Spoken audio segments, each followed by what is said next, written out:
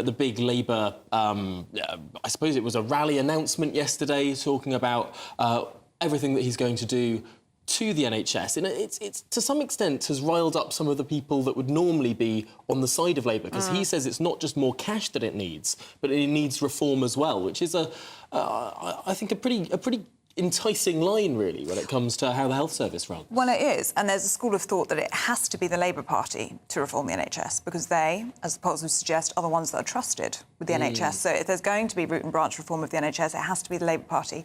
Do you agree? Let us know what you think. gbnews.com/yoursay. And just before we move on, I want to ask, Sexiest with his sleeves rolled up yesterday. Yes. Intentional, do we think? I think entirely intentional. You'll notice on the pledge card that they unveiled yesterday, it's also, he's not wearing a jacket on very that relaxed, either. yes. He's sort of looking like he's not sitting behind a desk, he's getting on for business. Although I remember back in October, when it was the Labour Party conference, and he stood up for his big speech, he was wearing a jacket initially, and then a protester ran up and sprinkled glitter all over him, and he had to take the jacket off and roll up his sleeves.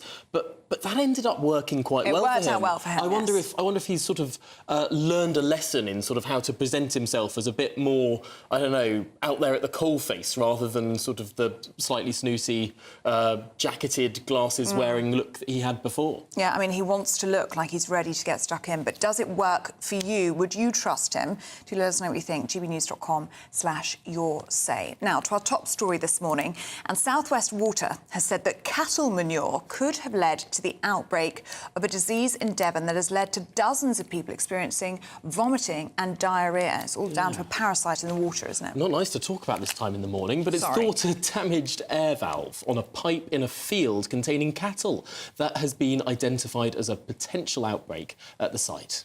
Well, this comes as thousands of people have been told to stop using tap water for drinking without boiling it first, as some schools have also been forced to shut. Well, we're joined now by NHS GP Dr David Lloyd. And David, just lay out for us what exactly this disease is doing, because I've read that some people are likely to have symptoms for up to 6 months. Yes, I think that's at the extreme end of the spectrum. It's a horrible condition to get in terms of the gastrointestinal side effects, diarrhea and tummy pain. And it can last in most people for a couple of weeks. But if you do have any serious conditions that are altering your immune system, yes, you can have more severe symptoms. But the important thing is that it's not in the World Health Authority's top 10 of most deadly waterborne diseases. This isn't a terribly dangerous one. You'd much rather have this one than cholera or hepatitis A or something like that. It's a mild illness, and virtually everybody gets over it. And it's got a fatality rate of about 0.017%. So it's a very mild illness in that respect. There was a breakout in Milwaukee in 1993, and 403,000 people were affected. Very much the same sort of way, contaminated water in a reservoir. And they only had 69 deaths. So it's not a terrible disease, but it is a sign that it's a difficult one to treat. Did you say 69 deaths or 629 deaths there? 69. So 69. That's still pretty significant in a developed country. Yes, no, as I say, if you're immunocompromised, you can have a torrid time, and unfortunately there aren't any good drugs to treat it. There is a rare drug that we use for treating this in people who really do need it. But for the average person in the street, I'm afraid there is no antibiotic cure for this. What sort of symptoms can we expect to see in people? We're hearing about sickness and diarrhoea. And how is it affecting people, I mean, the young and the old? So I think that's right. Watery diarrhoea seems to be the number one, that you can get stomach cramps. And of course, in hot weather, if you don't drink enough when you've got diarrhea, you can get dehydrated. And so you can feel a bit sick, and you can occasionally vomit and get a fever and lose weight. So those are the sorts of typical gastrointestinal symptoms you get with any condition that causes diarrhea. It does seem extraordinary that this can just be transmitted through drinking water, something that people would ordinarily expect to be really rather safe. What precautions can people take if they're in Devon, if they're in this area? So I think that the water company have issued alerts about boiling water, and they've also been issuing bottled water as well. So I think that would be the standard advice. I don't think there's anything more you need to do in terms of protecting yourself that way. Yeah, no, it is. The trouble is, once it's in the reservoir or in the water supply, it is such a tiny organism that it's quite difficult to treat, and you can't just filter it like you can with other bugs. You have to treat the water with ultraviolet light as well to kill them off. And people have been advised, as we've been hearing, to boil their tap water if they're going to drink it. What about washing? Because, I don't have a background like yours, but would it be safe to shower in parasitic water? I don't know if I'd feel as though that would be safe. Well, I think if you keep your mouth shut, I think you're probably all right, yes. OK. Just finally, if this entire reservoir is contaminated, infected, this could take quite some time to fix. How do you actually expunge a disease like this from a vast, vast water supply? And might it be stuck in all sorts of pipes and taps? And how long might this last for people? Golly, you're asking a doctor a very techie question there. The answer is I don't know. All I know is that if you treat it with ultraviolet light, which is part of the standard process of processing water from reservoirs, you will kill off the Cryptosporidium. OK. Good stuff. Dr. David Lloyd, good to see you this morning. Thank you very much indeed. And if you are in South West Devon and you have been affected by this toxic water, do get in touch with us. We'd love to hear from you this morning. gbnews.com/yoursay. We do have a statement from South West Water who've said we are working with public health partners to urgently investigate the source.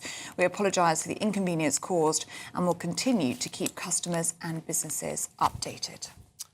Well, turning to political news now, the Chancellor has pledged additional tax cuts as he sets out a dividing line between his party and the Labour Party. Yes, he warns that Labour will be forced to raise people's taxes to pay for their spending pledges, as he reiterates his own commitment to eliminating national insurance.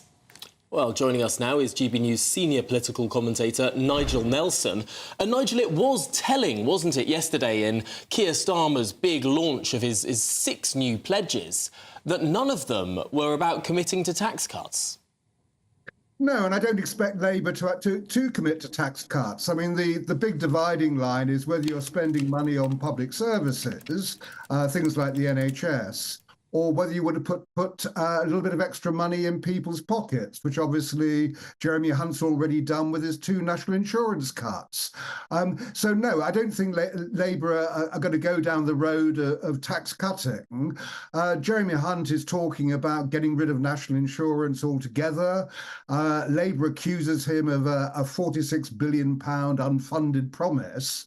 But I think we're going to get an awful lot of this as we're now obviously firmly in the election campaign. So scaremongering and promises are exactly what politicians on both sides will do. Nigel, is it clear to say that perhaps the first time we're seeing clear blue water between Labour and the Tories in this campaign so far? It looks as though they're going to be the parties now of tax cutting and tax rises. Well, I'm not sure that we're talking about tax rises as such if you get a Labour government. I mean, what Keir Starmer was claiming yesterday at his big policy launch was that everything that he was promising there is funded. Now, as you've seen from the GB News poll, not everybody is convinced about that, but certainly nothing in there was suggesting that taxes would have to rise to pay for it. On that point, though, there are tax rises that the Labour Party is talking about, even more windfall taxes on energy companies, taxes on private schools, but also keeping these frozen thresholds until the end of the decade. These stealth tax rises that, as inflation pushes people's wages up, the thresholds for tax levels remain the same, dragging many more people into higher tax brackets. The Labour Party's sticking with that. Yes, you're right, and so is the Tory party at the moment. So you're looking at the higher sort of tax burden in more than 70 years, and it doesn't look like either side will be able to reduce that significantly. But yes, I mean there is this dividing line that the Tories are banking everything now on tax cuts, and it doesn't seem to be working. I mean certainly Jeremy Hunt was hoping for a bounce in the polls when he cut national insurance last year. Cut it again this year, is promising to cut it later in the year in another budget, and it doesn't seem to have happened. As the poll this morning is showing, at the moment Labour have a 27-point lead, which would almost, if that was repeated in a general election, pretty much wipe out the Tories and make them the third party rather than the second one. But why isn't it working, Nigel? Are people just not feeling the pound in their pocket? Yeah, Ellie, I think that's absolutely right, that cost of living still remains the top issue for voters. That's followed by NHS waiting lists, and people just aren't feeling better off. There was a TUC survey earlier on this week which showed that had wages risen at the same rate as the 16 years up to 2008, the average worker would be £10,400 a year better off. Now, it is the legacy of a variety of things. The financial crash back to 2008, COVID, the war in Ukraine, all these things have mounted up to stop people's wages rising. But that's why they're feeling the pinch so much. Now, Nigel, you did mention this poll that shows a huge lead for the Labour Party yet again, but also in this poll, perhaps something a little revealing about enthusiasm towards the opposition. Just 29% of the public believe that the Labour Party are ready for government. So whilst it seems that the public are pretty fed up of this government, they're not entirely enthusiastic about the potential next one. No, Tom, I think you're absolutely right. There's this kind of feeling of disillusion with politics and politicians. And at the moment, it really is that the Tories, in people's minds, doing so badly, which is the result of this poll. I mean, Labour could almost sit back and do absolutely nothing and probably still win the election. So what we're coming down to is this sort of feeling of time for change. We've had 14 years of the Tory government. People feel that Labour could do a better job, if only a slightly better job. And that's the way these electoral cycles go. Margaret Thatcher lasted 13 years, New Labour lasted 13 years. So probably it's time for a change, and that's what people are feeling. But no, you're right, no great enthusiasm about it. No great enthusiasm, and it doesn't look as though there's a lot of trust if you're looking at this poll. Only 5% of respondents said that they trust Labour to deliver on these 6 pledges that were set out yesterday. But 24% say they don't know, 23% say not at all. What did you make of those 6 pledges yesterday, Nigel? Well, I mean, all of them are achievable. I mean, one of the things that Keir Starmer has been criticised for is not enough figures tucked away in there, although there were more if you look a bit more closely. So the idea being that you can actually have 40,000 more NHS ops a week. That's by paying for nurses and doctors to work overtime. That should be deliverable. Great British Energy is a policy he's had out there for some time. That should be deliverable. Cutting down on antisocial behaviour didn't contain a figure, but actually the figure behind that is 13,000 more neighbourhood police and police support officers. And what you have the tax rise that Tom was referring to by removing the VAT break for private schools. That should pay for 6,500 more teachers. Of course, those teachers will have to be paid for because lots of private school kids might well end up going into the state sector. So there could be greater demand for those services as well, I suppose, is the flip side. But Nigel, one of the big issues here is that this is being compared to Tony Blair. Compared to 1997, the 5-point pledge card that Tony Blair put out at that election. I suppose Keir Starmer thinks he has a run on Tony Blair because his isn't 5 points, it's 6 points. But one of Tony Blair's points was that he wouldn't raise income tax, VAT or national insurance, a cast-iron guarantee that the new Labour government would not raise any one of those three taxes. Keir Starmer's not making that same pledge. No, you're absolutely right. And if you actually look at the old 1997 Tony Blair pledge card, in fact, there were a lot of figures in there, but the ambitions were in fact fairly moderate. So it was 100,000 off NHS waiting lists, for instance. He achieved that. Class sizes of under 30 for 5 to 7-year-olds, he achieved that. In fact, when it came down to the economy, he did inherit a much better one than Keir Starmer would if he becomes Prime Minister. So Tony Blair managed to keep debt below 40%. We're now running at about 98%. So it makes the job more difficult for an incoming government. Either government will have a problem dealing with that, whoever wins. OK, Nigel Nelson, good to see you this morning. Thank you very much indeed. Well, let's have a look at some of the other stories that are coming into the newsroom this morning. And an internal NHS review has found that hospitals are struggling to treat people despite more staff and funding. It revealed that thousands of patients are stranded on wards with nowhere to go. The study on efficiency has found health chiefs to accept there is an ongoing problem within the NHS that needs to be tackled.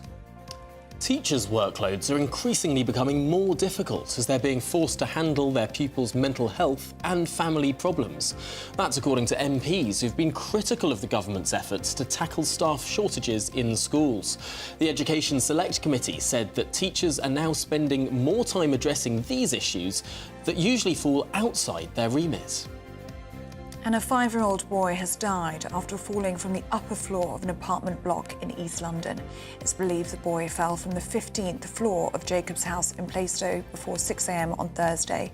Air ambulance paramedics, police and fire brigade all attended the scene, but the boy unfortunately passed away. Cambridge University students could have the location of their graduation ceremonies moved from the building that it's taking place in since the 19th century. Pro-Palestinian protests have forced the university to move the event from the Senate House to an undisclosed location. The protesters said that this disrupting graduation ceremonies is a last resort, as the university has agreed to negotiate with them over the issue.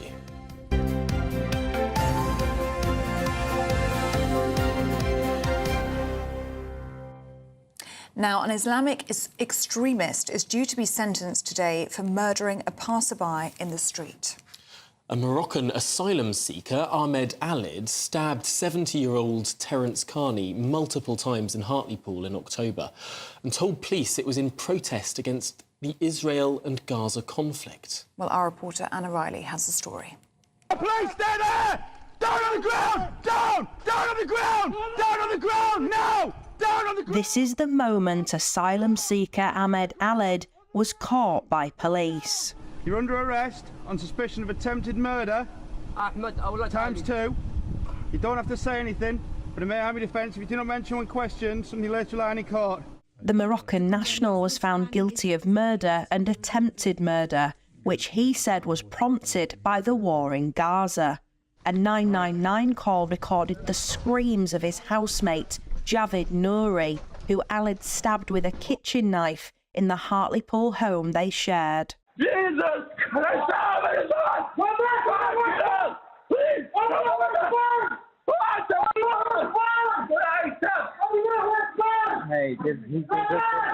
When a badly injured Mr. Nouri fought him off, Alid fled the house and fatally knifed 70-year-old Terence Carney 6 times. Whilst in custody, Alid said in Arabic that he would have killed thousands more people if he could. At the end of his police interview, Alid attacked 2 female officers, causing his solicitor to contact emergency services. Deputy Chief Constable Victoria Fuller of Cleveland Police spoke after a jury found Alid guilty last month. The shocking events in Hartlepool on the 15th of October 2023, which led to the tragic death of 70-year-old Terence Carney, shook the local community to its core. The family of pensioner Mr. Carney have said for them, things will never be the same again. Anna Riley, GB News, Middlesbrough. Oh, just absolutely horrific, isn't it? Most shocking story. It is, and you can't even imagine how Terence Carney's family are feeling. No. A pensioner. Really, one of the most extraordinary things is that this was reported continuously. He kept saying that he was going to do something like this, and then lo and behold, he did it. Yeah, well, I'm sure questions are going to be asked rightly. That sentencing is happening later on today, and of course we'll bring that to you on GB News. Now, 23 minutes past 6. Let's take a look at the weather, shall we, with Annie Shuttleworth. A brighter outlook with Box Solar, sponsors of weather on GB News. Hello, good morning. Welcome to your latest GB News weather update. It's going to be a much warmer day for most of us today, but there will be a mix of sunshine and also some showers that could turn a little bit heavier later on this afternoon. But it's a bit of a cloudy start for parts of northern England, southern Scotland. That cloud should lift and break up as we head towards the afternoon. And actually across more southern areas of England and Wales, where it's a fairly bright start, we'll see a bit more in the way of cloud bubbling up. But it should stay bright for parts of Northern Ireland and much of Scotland well into the afternoon. And in the sunshine, it's going to be feeling fairly warm. Widely, we'll be getting into the low 20s, but it will be a slightly cooler day for the far north of Scotland. As the sunshine develops, that will also allow a few showers to develop. These will mainly fall across parts of the southwest England, parts of Wales as well. They could turn a little bit heavy and persistent, but I think most areas should avoid the risk of showers. Across the east coast, though, we've got an onshore breeze and some cloud lingering through much of the day, so it will be cooler here. And across the central belt, well, we could see some heavy showers, possibly thundery showers developing later on this afternoon into the early evening. Now, that cloud across the coast will push further inland through this evening, but it should be a fairly dry night across the UK. You could see some drizzly rain for a time when we do see the cloud thick enough, but I think most areas should stay dry, and there'll be long-lived clear spells across more western areas.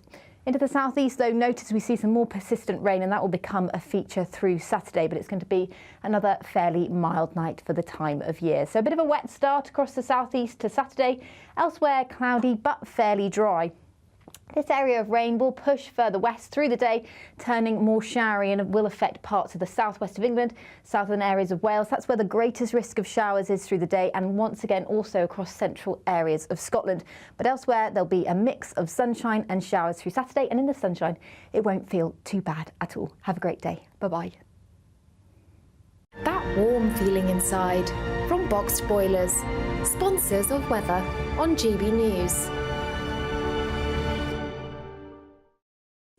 Now, as some of you may know, we have been nominated for a Trick Award in the Best News Programme category, and Eamon and Nigel have both been nominated for Best News Presenter as well. So we could really do with your help to win. All you have to do is head to poll-trick.org.uk, and all of the details are there. It's also on gbnews.com, and if you've got your phone with you now, you can go up to the screen if we take off the strap, and you can take a picture of that QR code. And that will take you to the website where you can pop your vote in for us, please. And we'd be very grateful, wouldn't we, Thomas? We'd be very grateful, and not at all slightly threatening. Well, it would be nice, though, second year in a row. It really would, and my goodness, I don't know if you saw the atmosphere in the room. It was tense. Particularly when Nigel went up to get his award. That was quite the moment. Should we give them a second shock? It might be quite fun. It would be good, yes. And lots of people are saying, when I see people in the street or catch them in the supermarket or wherever, they're like, oh, have I still got time to vote in the Trick Award? Yes, you do. I believe today might even be the last day. Well, if it is, you... Oh, look, that's what we picked up last year. See, it's looking very lonely. Yeah. It's looking very lonely there on the shelf. So I think we do need to give it a friend. We need a duo. You can help. Yes, so there you go, that's our appeal. Trick.com.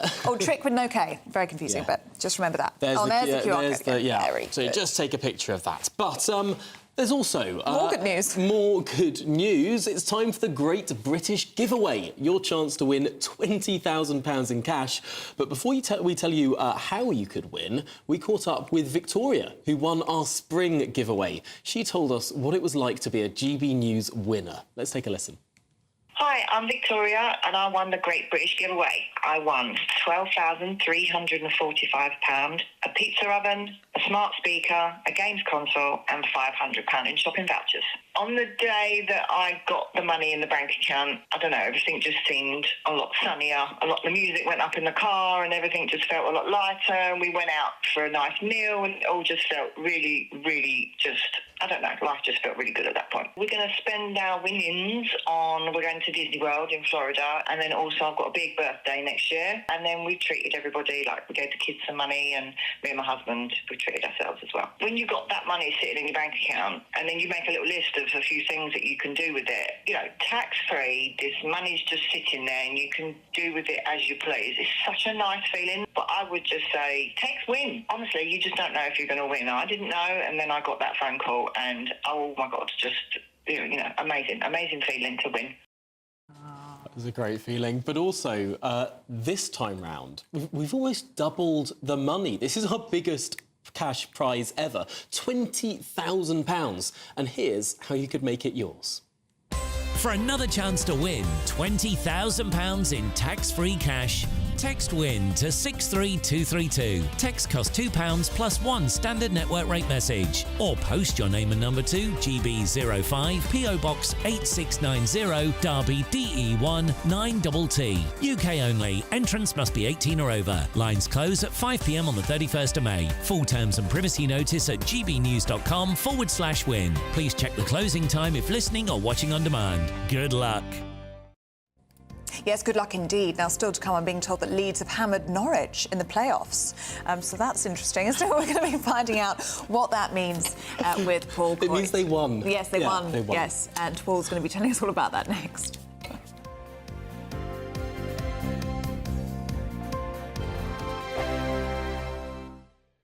2024, a battleground year. The year the nation decides. As the parties gear up their campaigns for the next general election. Who will be left standing when the British people make one of the biggest decisions of their lives? Who will rise? And who will fall? Let's find out together. For every moment, the highs, the lows, the twists and turns. We'll be with you for every step of this journey. In 2024, GB News is Britain's election channel. If you want your news to be straight talking... This is a nightmare for the Conservatives again. Down to earth. It's not just Nottingham where this is happening, is it? And most importantly, honest. Hard-working, middle-class taxpayers, they'll get the book thrown at them. Then catch me, Martin Daubney, Monday to Friday, 3 till 6 p.m. on GB News, Britain's news channel. We're GB News, and we come from a proud tradition of British journalism. That's why I'm so excited to be here. It's something so new. The first news channel to be launched in Britain in over 30 years. Launched to represent the views of the British people. To go where other broadcasters refuse to go. How did you find out about the story in the first place? Launched with one aim. To be the fearless champion of Britain. It's an absolutely fantastic atmosphere here. This is GB News. The People's Channel. GB News, Britain's news channel. Friday nights on GB News with Dubes & Co from 6, followed by Lee Anderson's Real World at 7. At 8, it's Friday Night Live with Mark Dolan. And at 9, join Patrick Christie's Tonight, followed by Headliners at 11, only on GB News, Britain's news channel.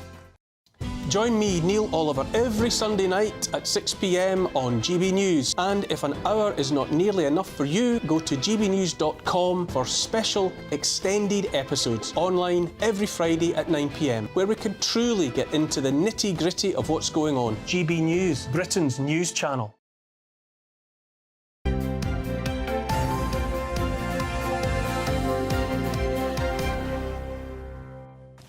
Welcome back. This is Breakfast on GB News with me, Tom Harwood, and Ellie Costello. Yes, it is. And it's time to go through all the latest sports news now with broadcaster Paul Coit. It's very formal, isn't it? It's very formal. Now a broadcaster. Nice to see you.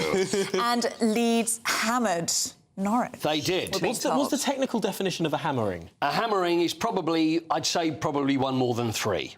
So it was Leeds United... 4. Wow. Norwich City... 0.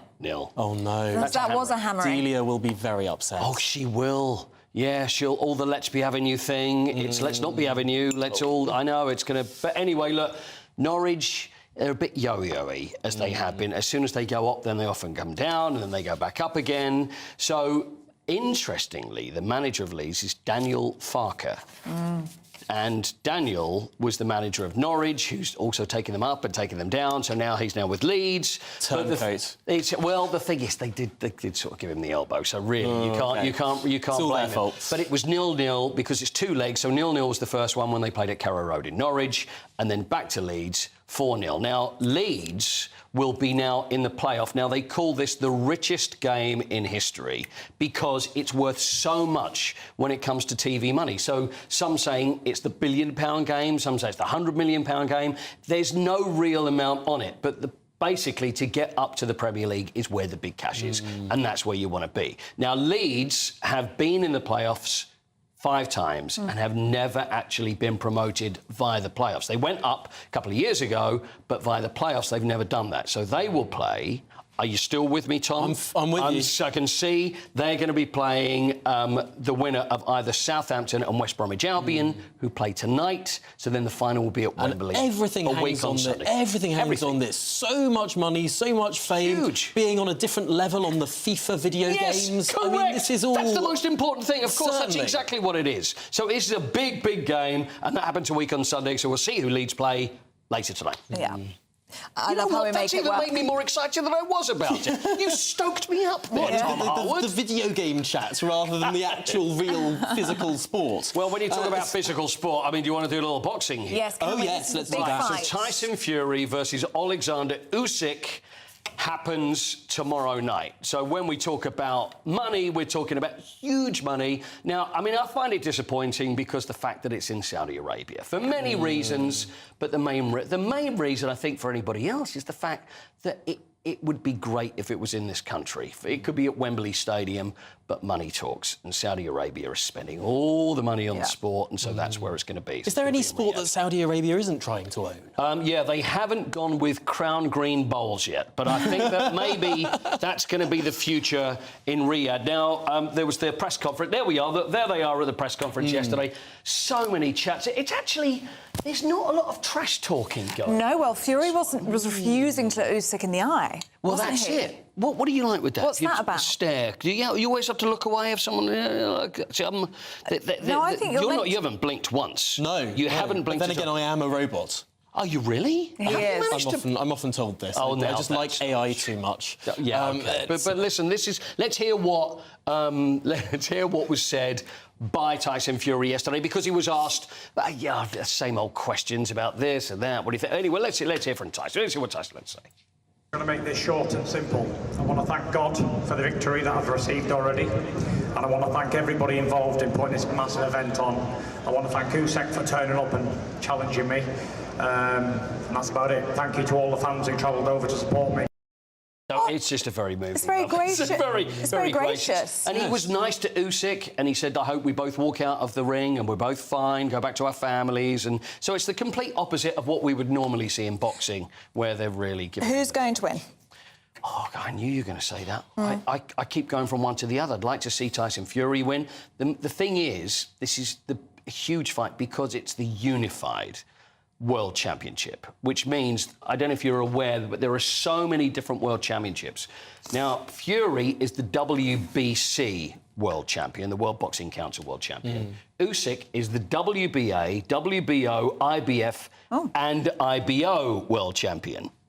I'm not going to ask you what all of those things stand for. Right. I'm imagining International Boxing Organisation and all the rest of it. He's got many, many medals and trinkets and all the rest of it. That's what they win, is trinkets. That's exactly what they win. I think I'm going to get myself punched in the face by one of them one day. No, I don't think you will. I don't think you will. You'd stare them down, they'll walk away. Right. So the thing is that there's so many... Then they can bring out a new world champion. It used to be just one world champion, but nowadays there's all of those. But it's very rare that you actually get them unified because, again, it's all about money. We'd like to fight this one, we try to... And it's just not simple. So finally to get these two together is a really big deal. And it's the first time it would have been unified for 25 years. And that was another British boxer, Lennox Lewis, that won it last. Goodness me, a lot riding on this. A lot riding on this. So you did say, who do I think's going to win? I did, yeah. I was going to put that back to you just Did you see the way Tom, you all the politicians you've worked with? Wow. That wasn't bad, was it? The deflection? That was a very good bait and switch. Thank you very much. You're not sure? It could all play. I was thinking Usyk. For some reason, I was thinking Usyk. But the thing is, Tyson Fury has lost a lot of weight. He's the lightest he's ever been. 17 stone may sound like quite heavy, but if you've seen how Tyson Fury's been over the years... but Spencer Oliver is our boxing specialist, and he'll be with us at 8:30, and then he's the guy who will know. Wow. But at the moment, I'm going to say Fury. Look, wanted to do something totally different with you, but I know you're going to love it because you like being put on the spot. Yes. Have you seen this? It is the UK voting for the sexiest man in this country. Yeah. And did you see who won? It's not Clarkson, is it really? Jeremy Clarkson. Second year in the row. Came Second year in the row. How do you feel about that? I feel cheated, quite frankly. That's how I feel. Why? Tell me then, Ellie. What's sexy about Jeremy Clarkson? Well, I'm not saying that you find him sexy, but why would people find Jeremy Clarkson sexy? Because I don't get it. Do people like farming? It's got to be. Is that what it is? It's got to be his new Amazon show. Now, in its third series, he's raising pigs this year. He's very sort of paternalistic, I suppose. Oh, you think he's so? cuddling these animals. Is he now like a new man? Is he moving into those realms now, do you think? I think there's a certain... And, of course, this is a poll of women on a dating site that has determined... Right. So this is farmers' real-life people who perhaps they like a landowning man. Yes. Now, Tom, are you a bit concerned that perhaps they've got a little bit confused because somebody else also starred in the Amazon series? This is very true. I actually discovered this by chance last night. I did see a guy that looked like you. I was watching it the other day. And... Who is that? Leaning up against the Cabinet Office. Is that Britain's sexiest, second most sexy man? On there on the right-hand Britain's side. sexiest deputy political editor. No, this was when two of the stars of Clarkson's farm went to meet the Prime Minister. Right. And they went into Downing Street about sort of a farm to fork initiative. And you were lurking British around like you do. And I always lurk around Downing Street. Of course I do. So they caught me there in the corner as they marched off to see the PM. I got to tell you, that's all very well, but see the fellow in the yellow high-vis jacket? Oh, yeah. That's you. Recognise me? Yeah. You had your back to me. That's why I missed it. There you go. That's it. Yeah. I like to wear my high-vis jacket out around Downing Street, around the Parliament areas. So maybe people just got confused, Tom. I think that's got to be the answer, right? But Jeremy Clarkson came first. Tom Holland, who played Spider-Man, came second. Do you think they also got confused because my name's quite similar there? Oh, perhaps. Yes, perhaps. Prince William came third. Gareth Southgate. Oh, honestly, who are these people? They like a waistcoat. They like a waistcoat. Really? Maybe it's a waistcoat. I don't know. I saw someone yesterday saying, "Who is voting in this? Octogenarians? Like why?" I think so. Yeah. Jeremy Clarkson is not the UK's sexiest man. No. No way. No. Well, beauty or indeed sexiness is in the eye of the beholder. But do get in touch. Let us know what you think about the results of that one. gbnews.com/yoursay. Are we done with the sport? Unlikely, we are. We are sadly. I veered off. So much sport. We'll have to do some more in the next hour. It's good job you're here all morning.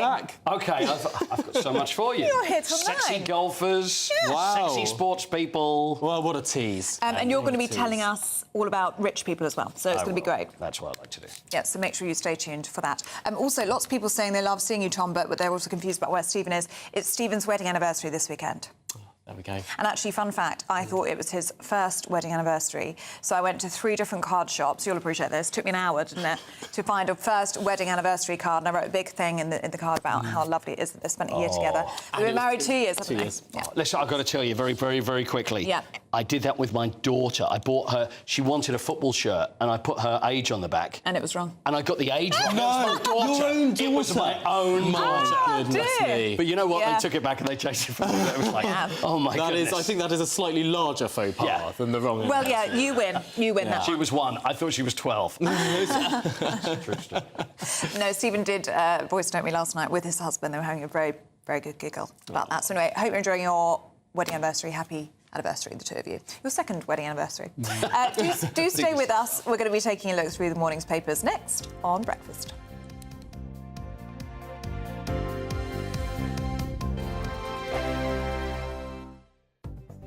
The latest GB News travel. Good morning, I'm Russell Holding. Now, delays are possible to Calmac, Inner Hebrides and Firth of Clyde sailings this morning because of a technical problem. On the A1M in North Yorkshire, there's a lane closed northbound for emergency repairs between junctions 51 and 52 from Leeming Bar to Catterick. In Berkshire, the A34 is closed northbound off junction 13 of the M4 near Newbury, from Cheveley to the Milton interchange at Didcot for emergency repairs after a diesel spill following a fire yesterday. The M25 from Essex into Kent is blocked clockwise over the QE2 bridge between junctions 31 and 1A from West Thurrock to Dartford. For an investigation, there are 3 miles of queues from junction 30 for the A13, and on the M25 in Surrey, there's no fuel available again today clockwise at the Clackett Lane services, and that's the latest. You can stay up to date throughout the day by visiting our website, gbnews.com. Good afternoon, Britain. Good afternoon, Britain. Weekdays from midday, we bring you the most compelling stories from across the United Kingdom. And why it matters to you. From your doorstep to our inbox. That's right, we want to hear from you. Good afternoon, Britain. Only on GB News, the People's Channel, Britain's news channel. If you want your news to be straight talking, This is a nightmare for the Conservatives again. down to earth, It's not just Nottingham where this is happening, is it? and most importantly, honest, Hard-working, middle-class taxpayers, they'll get the book thrown at them. then catch me, Martin Daubney, Monday to Friday, 3 till 6 p.m. on GB News, Britain's news channel. In the GB newsroom, we bring you the news as it happens. With our team of dedicated journalists across the UK, GB News brings you accurate reporting of the day's topical agenda. When the news breaks, wherever and whenever it's happening, We'll be there. This is GB News. the People's Channel. Britain's news channel.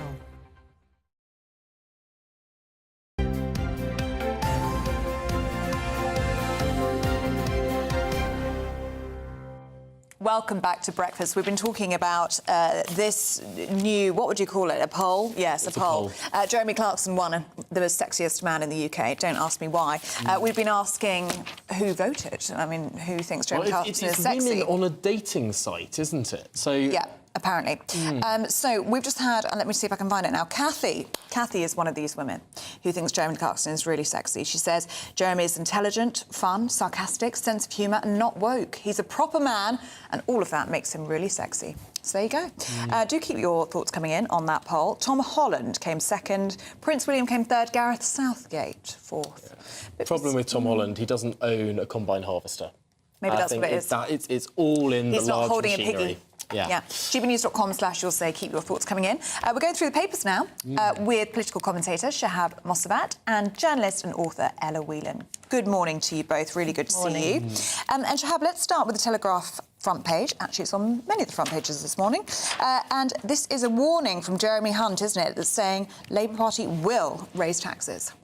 Yeah, so where we heard this sort of dog whistle politics before, you know, it's so predictable. Yes, of course, we all expect taxes will go up under Labour because Labour, as usual, gives pledges to augment, to boost public spending. But, you know, for a government that now has an overall tax burden of 37% of GDP, which is close to the post-war high, I think it's quite rich for them to come along and try and post this as a marker, as a benchmark against which they're going to hold Labour accountable. I think what they need to do is address their own troubles first and actually try and reduce that burden before they go after Labour. Well, the Chancellor has said that he's cut national insurance now twice at 2 fiscal events in a row. He's saying that he's going to do that more. Does that not convince you? No, it doesn't, because what they did, what they're doing is they're basically bailing out policies that they went with before. One was quite acceptable, the furlough. Obviously, we were in a national crisis; it had to be funded, and they did the right thing.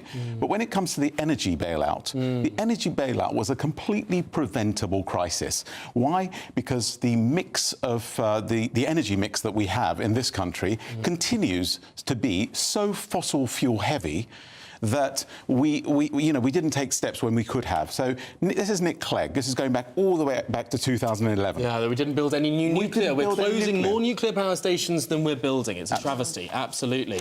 But Ella, what do you make of this? I mean, is it going to be particularly salient? A pretty dry message about tax and spend?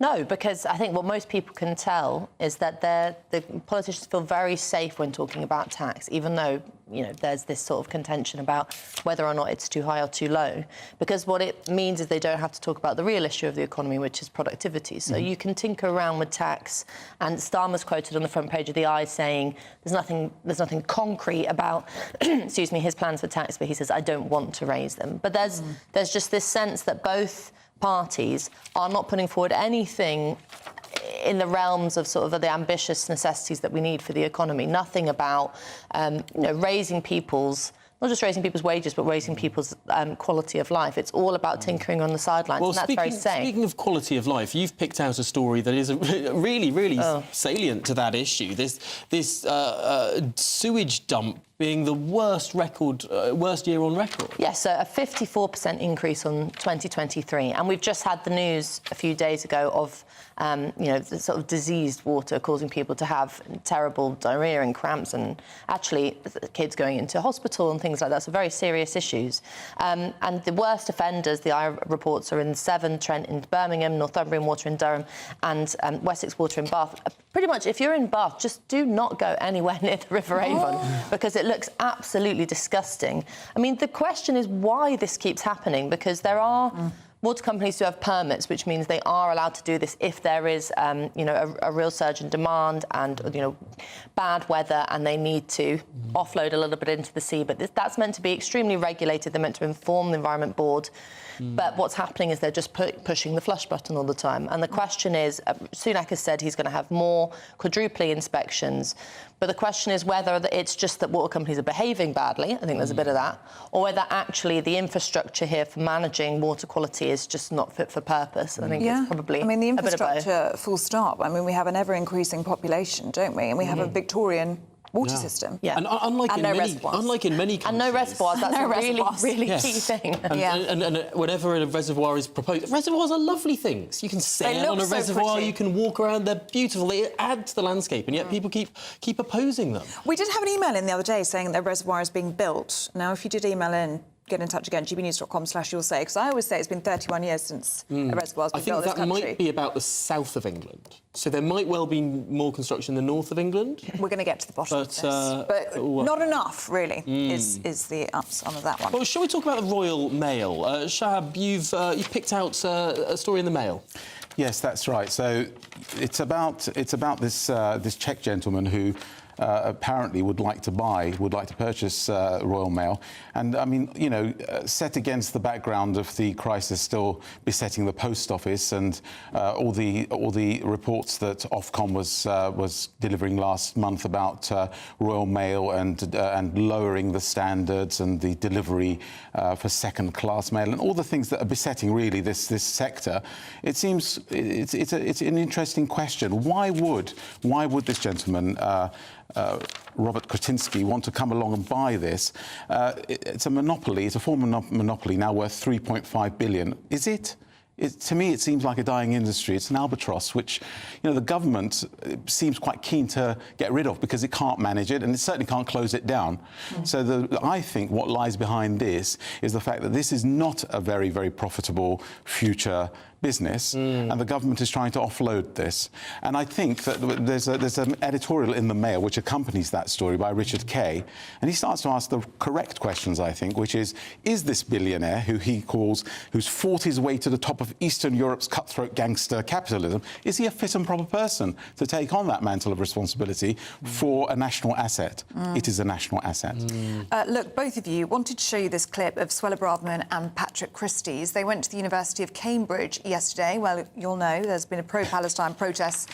Many of those protesters camping out outside the university. This is how it went down when Suella Braverman and Patrick Christys took a walk around. What are you here protesting about? Might not get a better opportunity than this to talk to What's someone. your message to the Palestinian people? What's your message to Hamas? What's your message to Israel? No? OK, well, look, we can just keep walking, can't we? Hi, I'm Suella. I'm keen to find out your views and what you're protesting about. Nothing at all? No? Interested in why you're covering your faces.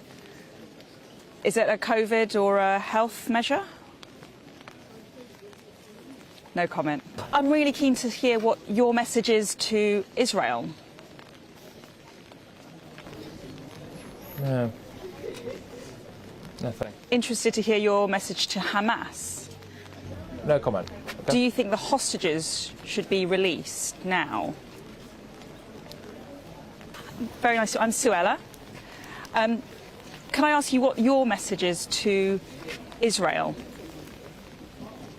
Yep. Right. Can I ask you what your message is to Hamas? Silence. It's so odd. They're like zombies. They're covering their faces and just sort of being in this bemused state of sort of semi-suspended animation. Ella, what do you make of it all? It's very performative because obviously this is a deeply serious issue which these students say that they care very deeply about. And, you know, OK, Suella Braverman's doing a bit of a performative thing there herself because she knows they're not going to respond. But if you were serious about it and a British politician who she still has some relative influence in relation to what the government does and government policy, you should take the opportunity to, and particularly on national television, make your voice heard. But there's, you know, that this is something that's happened at university, particularly with these kind of protests, the sort of no debate tactic, which is just a very sort of narcissistic, egotistical kind of, I will do my performance with my mask and my sign and I won't engage anyone. And actually, it's probably not even Suella that they're just ignoring. If there are any other, there's been sort of videos going around on social media of other people, students themselves or just, you know, ordinary people who live in the area, going up and trying to debate with them, and the minute they raise a different opinion, they get shut down. So it's a pretty intolerant atmosphere on campus at the moment. Shahab, what do you make of it? Yeah, I think Ella touches on that. Suella's reputation clearly precedes her. I think if you'd sent along Neil Oliver, then I think he would have probably elicited a different response. I think that they might have been more forthcoming. I think that they are taking a stance. It is performative, and what they're saying is basically, we are boycotting you. We're shutting you down. We're going to do the cancel culture on you here. And, you know, that is so much a part of the unreasonableness of political discourse around the world. You know, we saw a sitting Prime Minister shot 2 days ago in Slovakia. That, I think, speaks to the unreasonableness and the radicalisation of political discourse around the world. This is part of that. This is part of that same malaise. People don't want to talk to each other. They want to talk at each other or not at all. And this was what sort of we got right in the last 200 years, moving from a violent society to one where we sit and talk to one another. We might ferociously debate, but we get to an answer that way. Seems like we might be losing that a little bit very soon. Shahab and Ella, I'm afraid we're out of time, Shahab, but we've got plenty more to come with you up until 9:30 this morning. Well, let's take a look at the weather now, shall we, with Annie Shuttleworth. A brighter outlook with Box Solar, sponsors of weather on GB News. Hello, good morning. Welcome to your latest GB News weather update. It's going to be a much warmer day for most of us today, but there will be a mix of sunshine and also some showers that could turn a little bit heavier later on this afternoon. But it's a bit of a cloudy start for parts of northern England, southern Scotland. That cloud should lift and break up as we head towards the afternoon. And actually across more southern areas of England and Wales, where it's a fairly bright start, we'll see a bit more in the way of cloud bubbling up. But it should stay bright for parts of Northern Ireland and much of Scotland well into the afternoon. And in the sunshine, it's going to be feeling fairly warm. Widely, we'll be getting into the low 20s, but it will be a slightly cooler day for the far north of Scotland. As the sunshine develops, that will also allow a few showers to develop. These will mainly fall across parts of the southwest England, parts of Wales as well. They could turn a little bit heavy and persistent, but I think most areas should avoid the risk of showers. Across the east coast, though, we've got an onshore breeze and some cloud lingering through much of the day, so it will be cooler here. And across the central belt, where we could see some heavy showers, possibly thundery showers developing later on this afternoon into the early evening. Now, that cloud across the coast will push further inland through this evening, but it should be a fairly dry night across the UK. You could see some drizzly rain for a time when we do see the cloud thick enough, but I think most areas should stay dry, and there'll be long-lived clear spells across more western areas. Into the southeast, though, notice we see some more persistent rain, and that will become a feature through Saturday, but it's going to be another fairly mild night for the time of year. So a bit of a wet start across the southeast to Saturday. Elsewhere, cloudy but fairly dry. This area of rain will push further west through the day, turning more showery and will affect parts of the southwest of England, southern areas of Wales. That's where the greatest risk of showers is through the day, and once again also across central areas of Scotland. But elsewhere there'll be a mix of sunshine and showers through Saturday, and in the sunshine it won't feel too bad at all. Have a great day. Bye-bye. That warm feeling inside from Boxed Boilers, sponsors of weather on GB News.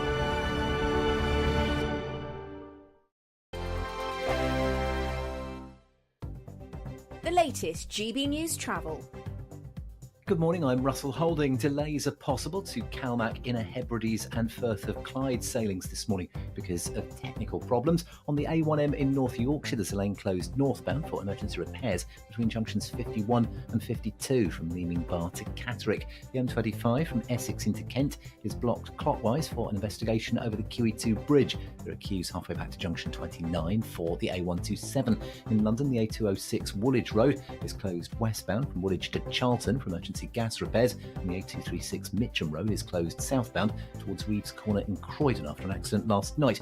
On the M26 in Kent, there are westbound queues towards the M25 because of roadworks, and on the M25 from Kent into Surrey, there's no fuel again today clockwise at the Clackett Lane services.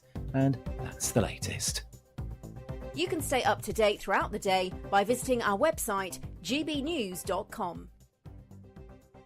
You really could be our next big winner with an incredible £20,000 in tax-free cash to play with this summer. What would you spend that on? Well, whilst you're thinking about it, listen to some of our previous winners getting that winning phone call from us. I'm Charles. I'm on £18,000 cash. It was just amazing, and as soon as it goes into your bank account, it just changed. It's a life-changing thing. Just go for it. It's an absolute must. You must try and go for it. The next winning call could be answered by you. For another chance to win £20,000 in tax-free cash, text PRIZE to 63232. Text costs £2 plus one standard network rate message. Or post your name and number to GB05 PO Box 8690 Derby DE1 9TT. UK only. Entrance must be 18 or over. Lines close at 5 p.m. on the 31st of May. Full terms and privacy notice at gbnews.com/win. Please check the closing time if listening or watching on demand. Good luck.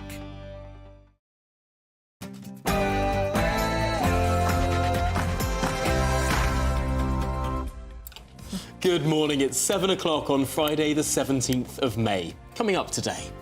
Devon's dirty water crisis. Cow manure is thought to be the cause of a parasitic outbreak that has left dozens of people ill as schools shut amid the chaos. Chancellor Jeremy Hunt is set to pledge further tax cuts as he warns a Labour government will raise taxes as sure as night follows day. That's as a GB News People's poll reveals that the majority of Britons remain unsure about whether Sir Keir Starmer is ready for the top job.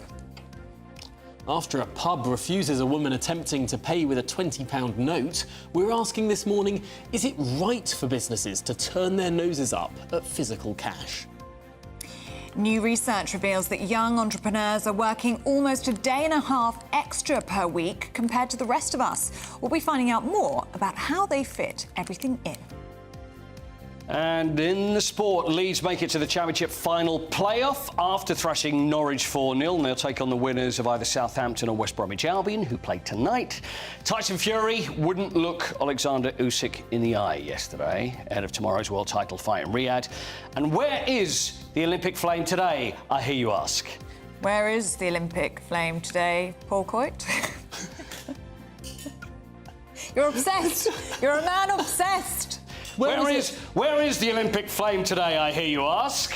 Where is the Olympic flame today? Thank you, Tom. There you go. Well, I'll tell you later.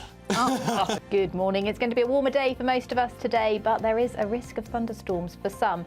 Find out all the details with me a little later on. Well, I'm Tom Harwood. And I'm Ellie Costello, and this is Breakfast on GB News.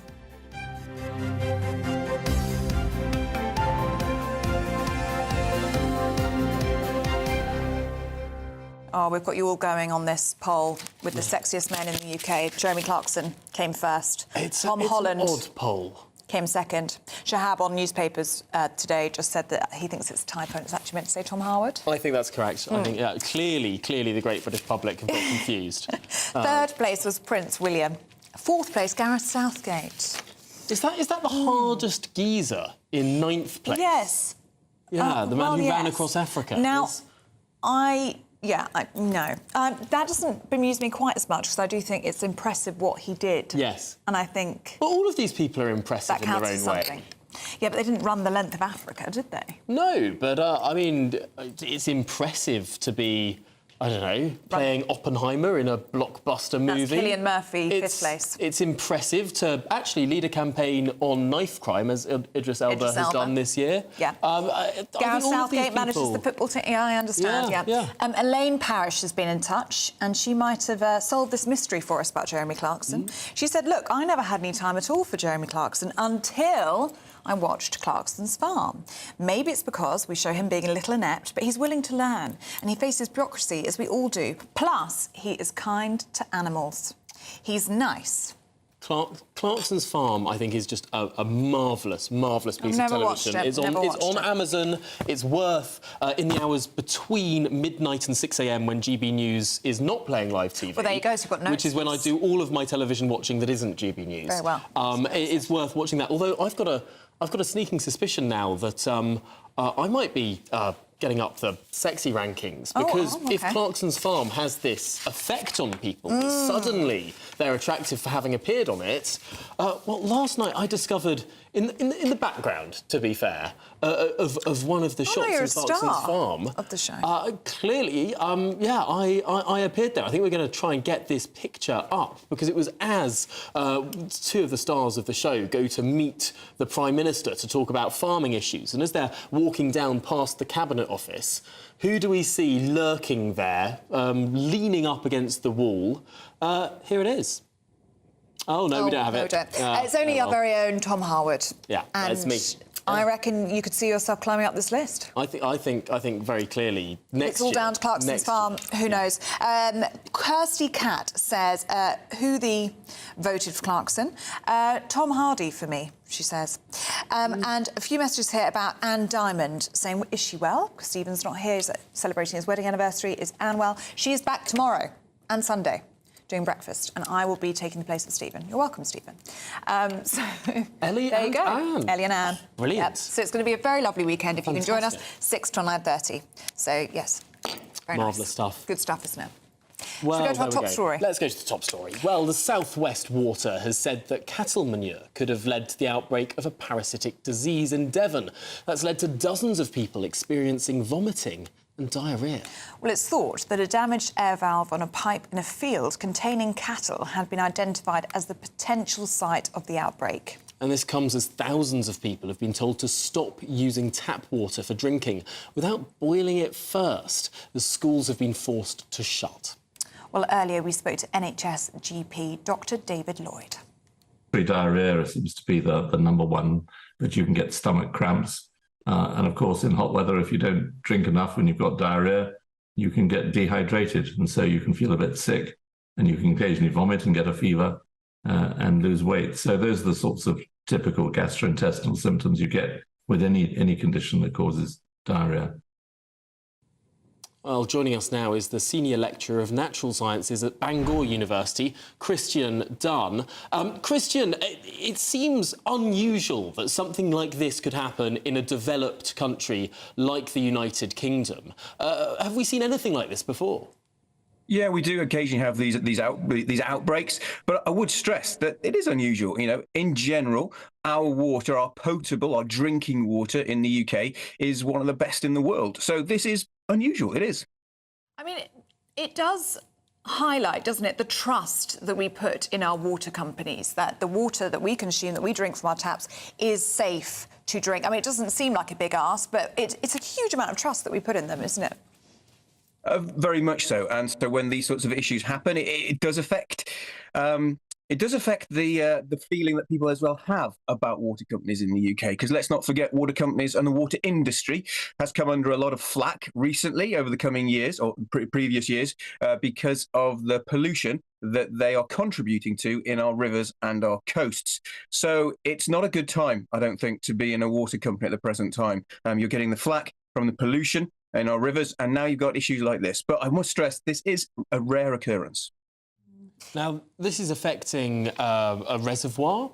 This will be affecting perhaps not connecting to the wider water system, but the state of our rivers is something we return to again and again on this programme. Does that risk this popping up in other areas too? Well, there's always a risk for problems with potable water, and this is why water companies invest so much money in it. And generally, they do a fantastic job. I mean, I'm not here to defend water companies at all, but in general, in our potable water supplies, they're good. But what water companies have to cope with is other issues in the landscape and how we are using our landscape. An example of that would be if you're a water company and your reservoir is surrounded by peatlands, so bogs and fens and marshes, what can happen there is that because we've degraded those bogs and those peatlands over the years, because we've drained them, there was grants from the government in the 80s to drain our peatlands, that breaks down the peat and it produces like a brown colour, which ends up in our reservoirs, which the water company has to remove because people don't like it. That brown colour, that's just carbon. It's actually completely harmless, but people don't like it. So water companies have to remove it. But by removing it, which is a problem that they have not caused, this is because of different government policies years ago, because they have to clean it, that cleaning process can cause or produce harmful products. And that's an issue then, the balance between removing the brown colour and making sure the water is safe enough. That's incredibly perfectly safe water that happens to be a little bit off colour. Trying to get out that colour can actually make that water unsafe. It could be the case that the clearer the water is, the more dangerous it is in some cases. Only in certain circumstances, but yes, that is a case there when you have a reservoir or your water supply is supplied by a peatland, bogs and fens, a peatland catchment. It is an issue. Dr. Christian, based on what we know so far about this case, we've seen that South West Water have apologised, but it's understood that it could be cattle manure that led to this outbreak of a parasitic disease. Was this preventable by South West Water? Or is this almost impossible to prevent this parasite getting into the water? I wouldn't really be able to comment on the specific issue there for this one. But again, and I'm not defending water companies, but again, this is an issue that water companies get all the flack, but there's so many other issues at play here. You're talking about cattle manure there. So was the farmers around the area, were they following best practice when it comes to storing their manure? There's so many issues there which a water company has to face. And then when it goes wrong, it can go wrong in a very unfortunate way like this, and then the water company gets the flack, in many ways quite rightly. But it does just highlight this issue that our water companies, and we have to look at how our water companies are operating in this country, and we have to have a bit of a root and branch rethink about this, because it's clearly the water industry is clearly not operating how we want as a society and the environment wants as well. So we do have to look at how we pay for it, how much we pay for it, how it operates. And I think we're getting to the point now where this could be happening. You know, the water issue, the pollution issue, could be one of the contributing factors which could change the government in a few months' time or whenever the next election is. Goodness me. Well, Dr. Christian Dunn, thank you so much for setting that out so clearly for us there. We should say that South West Water have issued a statement. They say that we're working with public health partners to urgently investigate the source. We apologise for the inconvenience caused and will continue to keep customers and businesses updated. And I think it's right there what Dr. Christian Dunn was saying about it being an election issue, because I think for people that have been affected by dirty water or unsafe water or not being able to swim in the sea with their children in the summer, they're angry, and rightly so. And I think it will matter to people at the next general election. Certainly will. Although it's hard to see how there's an easy or a quick fix to something that relies on perhaps uprooting the entire water infrastructure in this country, because we've, unlike some countries, designed it that rainwater goes into those pipes as well. So if there's a lot of rain, it all gets overflowing. Which leads to the issues that we're seeing, you know, this morning on the front page of the Eye, sewage in our rivers. So do get in touch if you're affected in South West Devon. We'd really like to hear from you. gbnews.com/yoursay. Now, should we take a look at some politics? Shall we? Because the Chancellor has pledged additional tax cuts as he sets out a dividing line with the Labour Party. Yes, he warns that the Labour Party will be forced to raise people's taxes to pay for their spending pledges, as he reiterates his own commitment to eliminating national insurance. Well, joining us now is former Labour advisor Kevin Marr. And Kevin, there is an issue here with the Labour Party traditionally being seen as the higher tax party, and the Conservative Party today is going to try and push that issue.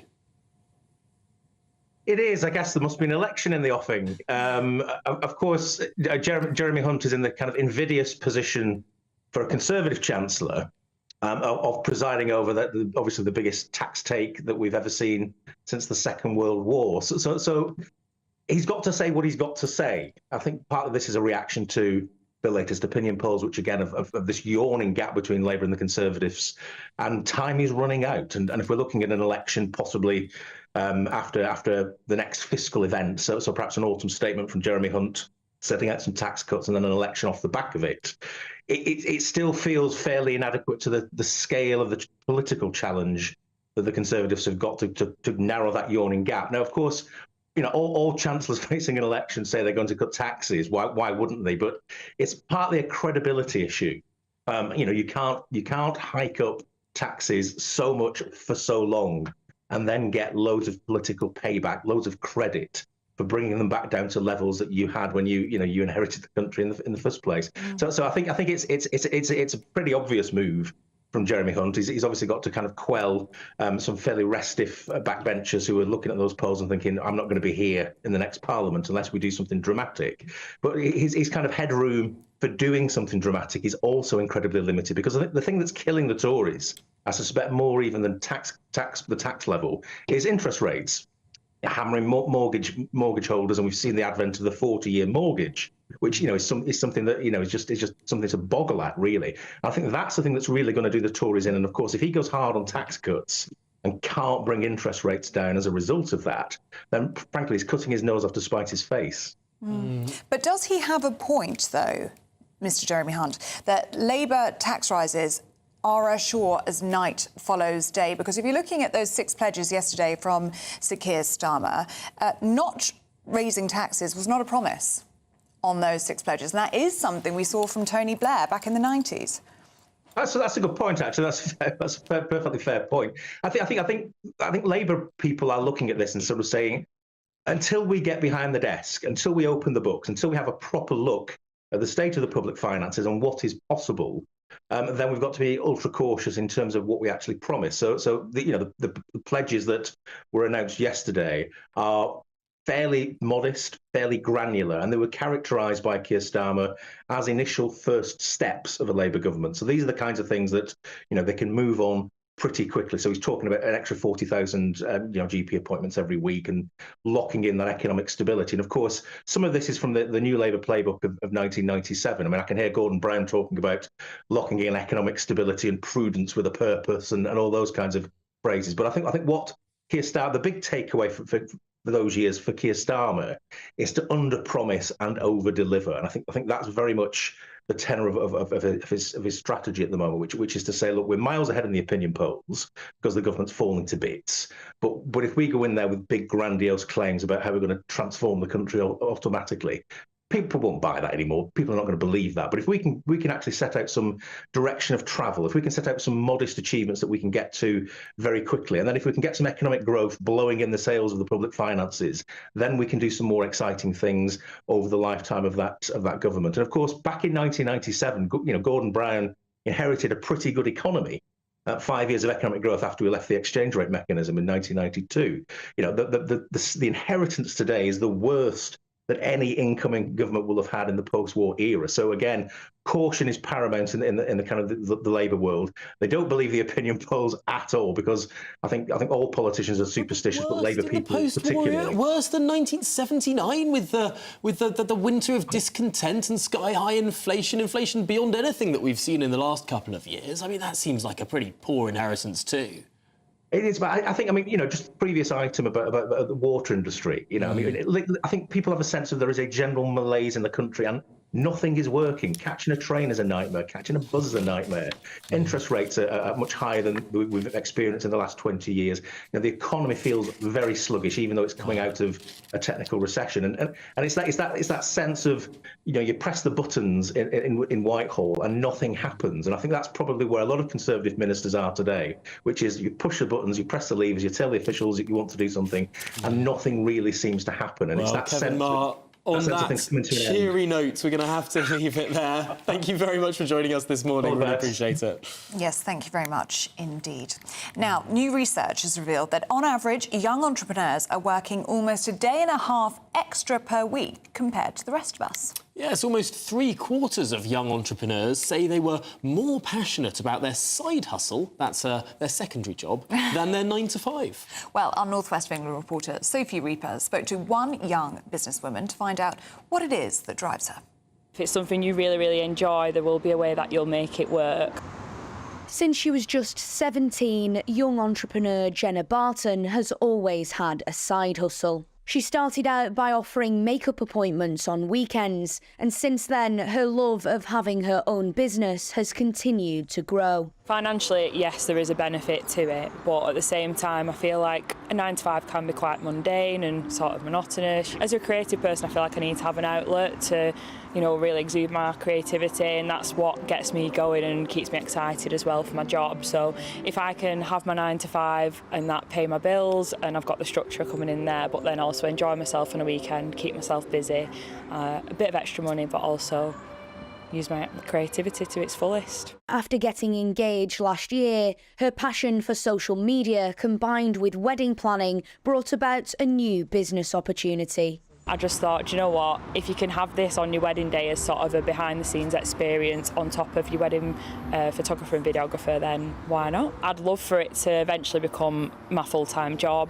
It's something I absolutely enjoy, seeing people's love stories pan out in front of me as well. But Jenna is not alone. New research has found that on top of the normal 9 to 5, the average young entrepreneur is working an extra day and a half each week to try and grow their side hustle into a full-time career.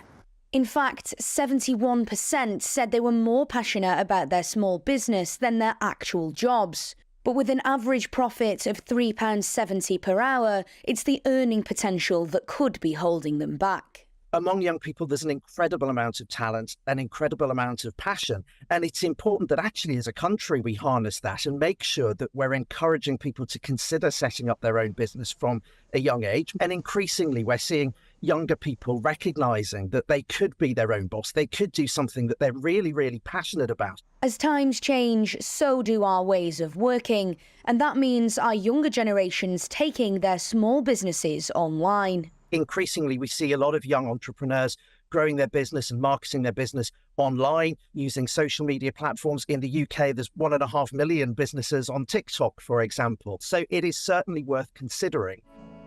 For many young people like Jenna in the UK, running their own business is a dream come true.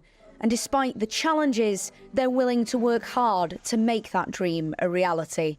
Sophie Reaper, GB News. Now, at 20 minutes past 7, let's take a look at the weather, shall we, with Annie?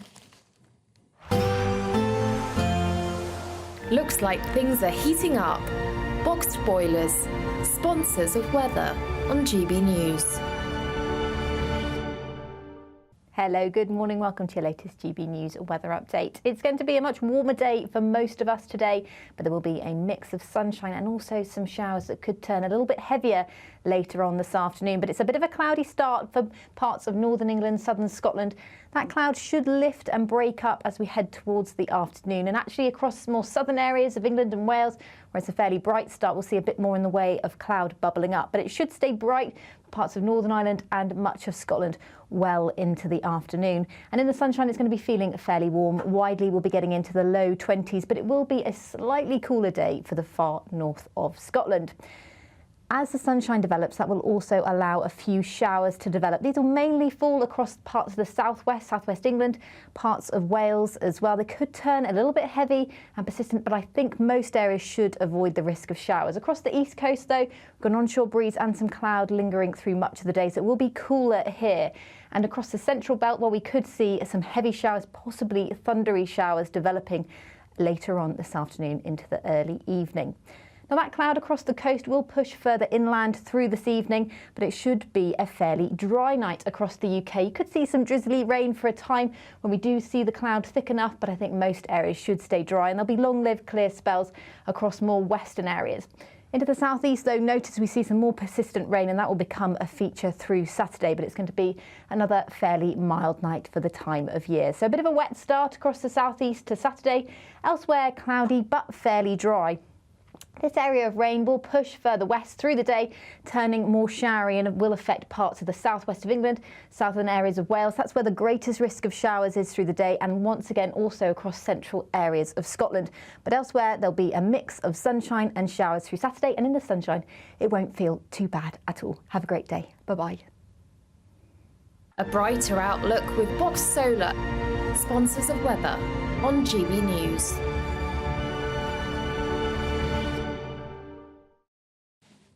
Well, now, as some of you may know, we've been nominated for a Trick Award on this channel in the Best News Programme category and Best News Presenter. And you could help to win.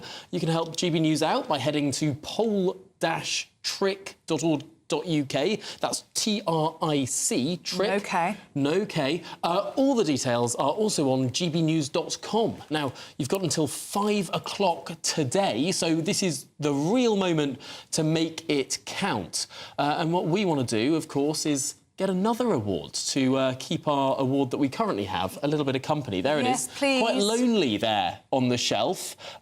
You can help deliver this award a little friend. Yes, that would be lovely. So please, if you've got the time today, and if you're able to, cast a vote for us. It would be lovely to win for a second year in a row. It was wonderful last year, wasn't it, when we won? It was. Best News Programme. I think not many people were expecting it. No, they weren't. And that awards ceremony, the fancy awards do in central London, when they announced GB News had won, it was quite the moment. The videos on social media are well worth looking at. That it was. So we could have a similar scene, we hope, this year. Eamon Holmes and Nigel Farage are up for Best News Presenter. Breakfast is up for Best News Programme.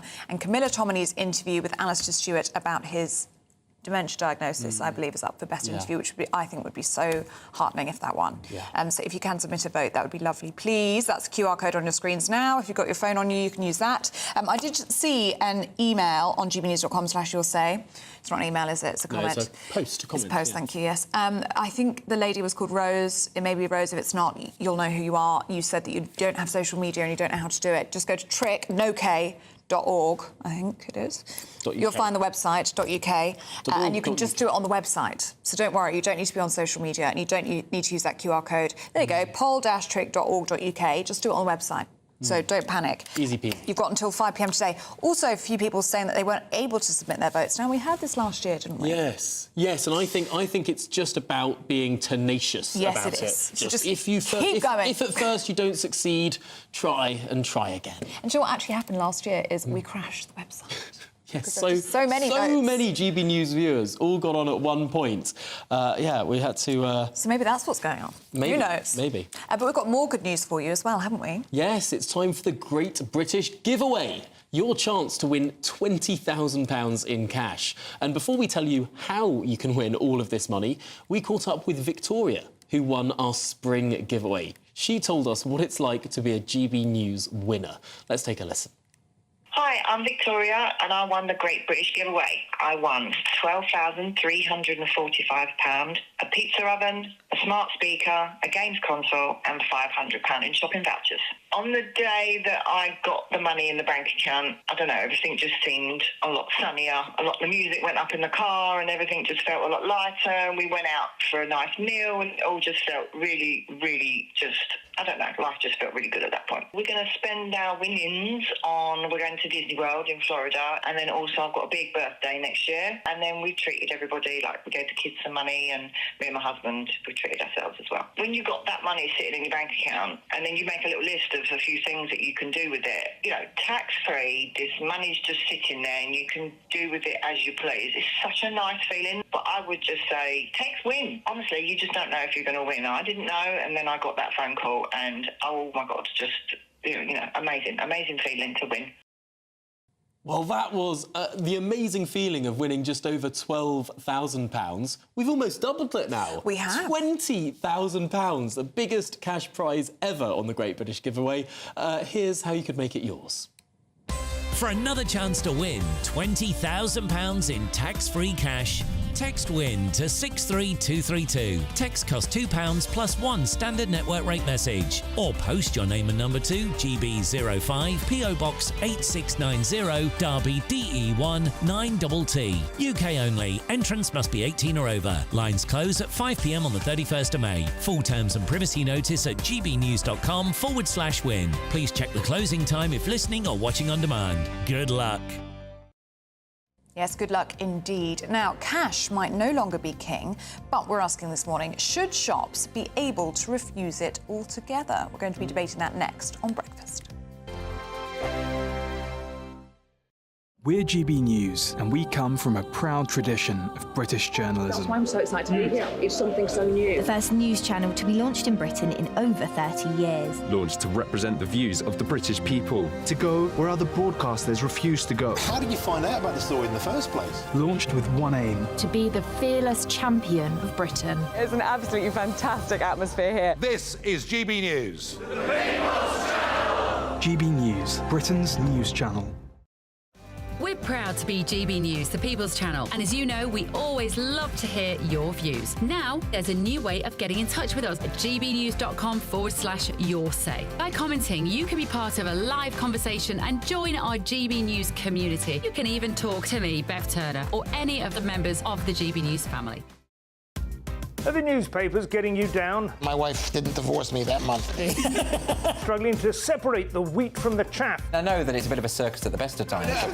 Well, don't worry. Headliners has got you covered. We'll take the burden of reading the day's news, and if we get depressed, who cares? It's an occupational hazard, frankly. That's Headliners on GB News from 11 p.m. till midnight, and the following morning, 5 till 6 a.m. on GB News, the comedy channel. Nah, just kidding. Britain's news channel. In the GB newsroom, we bring you the news as it happens. With our team of dedicated journalists across the UK, GB News brings you accurate reporting of the day's topical agenda. When the news breaks, wherever and whenever it's happening, we'll be there. This is GB News. The People's Channel, Britain's news channel.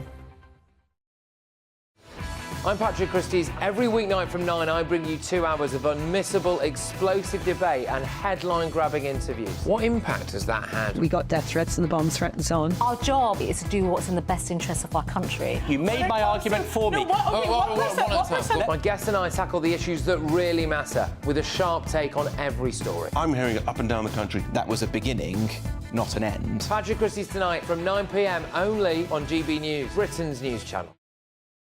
Join me, Neil Oliver, every Sunday night at 6 p.m. on GB News. And if an hour is not nearly enough for you, go to gbnews.com for special extended episodes online every Friday at 9 p.m, where we can truly get into the nitty-gritty of what's going on. GB News, Britain's news channel.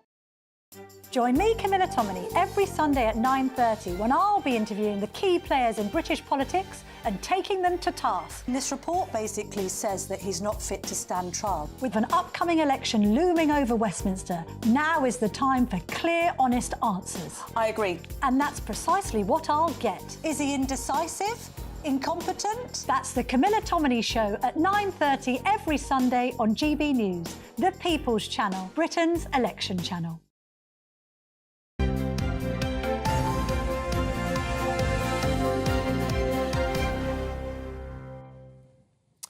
Welcome back. Now, a pub's refusal to accept cash has sparked an online debate after a woman was told she couldn't pay with a £20 note. Well, this morning, we're asking, should a business be able to reject notes and coins? Well, joining us now is former advisor to the Bank of England and the UK Treasury, Dr. Roger Giewolb, and personal finance blogger Emma Bradley. Good morning to you both. Very good to see you. Roger, let's start with you. What do you make of it? Is it right for a business to refuse cash?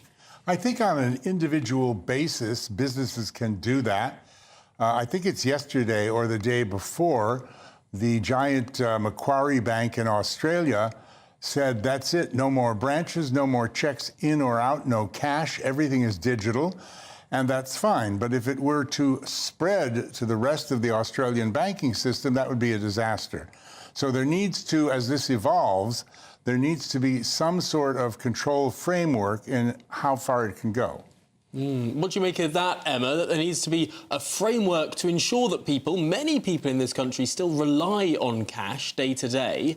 This is very concerning for many people. There's a lot of benefits to getting rid of cash. It's much more efficient for businesses. You know, it eliminates a lot more fraud. So there's a lot of benefits of going cashless, as well as some of the concerns that people have at this point. OK, Roger, what do you make of that? Eliminates fraud, well, I mean, easier for businesses? There are benefits to some businesses and some people, but I think that generally older people, disabled, otherwise challenged people are not going to be able to use online banking or mobile apps, and they're going to be stuck. Otherwise, there are many sorts of particularly small businesses that simply trade in cash, not to avoid VAT or do anything crooked, but that's how they've always traded, and they need that. Thirdly, cash is the legal tender, is the currency of the nation. It's part of the ethos, part of the culture. It really shouldn't disappear. And fourthly, if you eliminated cash altogether, the next thing you would move to from having only digital banking is a central bank digital currency, which is a different thing in a different situation. But I believe that would follow very quickly, and a lot of people don't want that because all of our spending would be, our income and our spending would be visible to bureaucrats who very well might try to control us. Yeah, Emma, what do you make of this point about how if everything's digital, everything's tracked, everything's being watched by the government, there's no privacy in what anyone does anymore? But there's also a lot more safety in that. It reduces muggings, for example. People are carrying less cash, so robberies are on the decrease. So for personal safety, there can also be benefits to going cashless. I think cash can also be quite unhygienic, passing it around. So for the individual, there are some benefits to going cashless. What about for young children, though, Emma? Because teaching young children about the value of cash, if it's all ethereal, if it's all imaginary, it's all zeros and ones in a computer, rather than being able to count out coins, this is how I learnt about the value of money, pocket money being given every week, knowing sort of what it is that's worth something. Isn't that of value? There is that to it, but our children's lives are very, very different. You know, we're harking back to because we grew up in that society and that was our way of managing. You know, young people these days, they just look on their apps, they check their bank accounts. You know, their lives are so digitally enhanced anyway that they don't learn and need to learn in the same ways that we necessarily did. Roger, last word to you because we are running out of time. Yeah, I don't think I agree with that very strongly. I think children still need to get some basic financial knowledge. I don't think too many people get sick from handling banknotes. I don't think the crime aspect, it's just as easy to say to somebody, I'm going to hit you on the head unless you withdraw something, you know, from your mobile app and give it to me or transfer it to my bank account. Here's my number, as it is to steal a few quid from their pocket. I think the things that Emma are saying are not solid arguments to take away something that's so fundamental to society and how people interact with each other. Cash is a kind of, I've heard it described as a spiritualized medium of exchange. It's a way that people exchange energies. To get rid of it and replace it with a software. And the last thing I'll say is, which breaks that you just want to have your clearing bank tell you they've got a tech problem and you can't do anything for 2 days. That's happened to me. So to be solely reliant on that is insane. OK, well, Roger Giebob and Emma Bradley, really good to see you both this morning. Thank you very much indeed. Thank I'm you. seeing so many views coming through on this already, so we are going to share as many as we can throughout the programme. Keep them coming in, gbnews.com/yoursay. But who's the richest sports player in the world? And do they have all their money in cash, or is it all ethereally in a bank? Well, do you know? Paul Coit will tell us up next on Breakfast.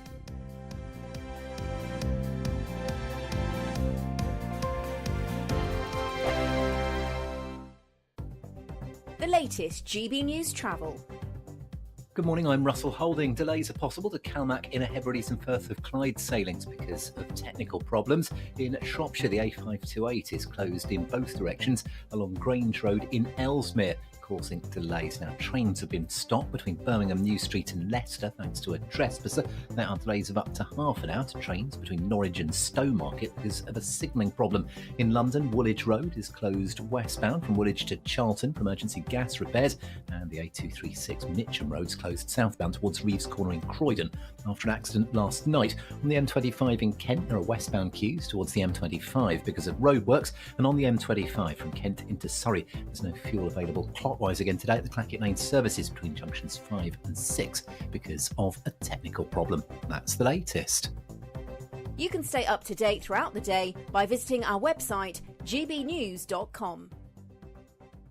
2024, a battleground year. The year the nation decides. As the parties gear up their campaigns for the next general election. Who will be left standing when the British people make one of the biggest decisions of their lives? Who will rise? And who will fall? Let's find out together. For every moment, the highs, the lows, the twists and turns. We'll be with you for every step of this journey. In 2024, GB News is Britain's election channel.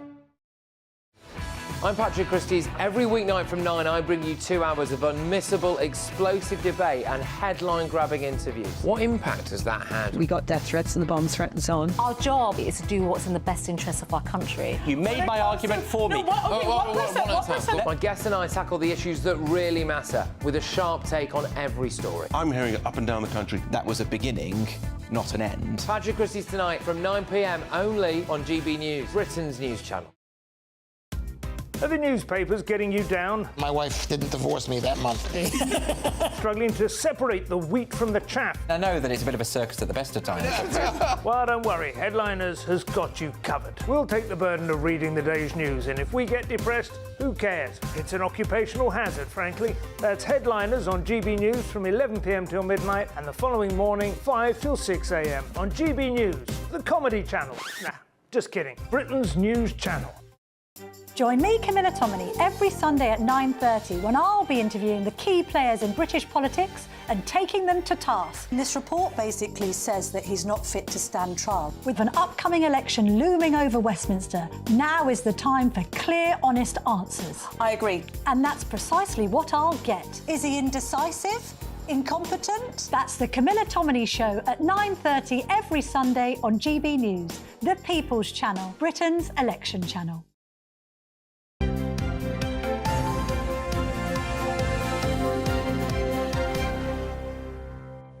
Welcome back to Breakfast. It's sports time. Paul Coit is here. Hello. Morning. Should we start with Leeds? Yes, Leeds for... What are you laughing at, Tom? There's a snigger. It's a joke, isn't it? You're going to do a joke. Before the show started, there was a word that was used to describe how Leeds United did. Right.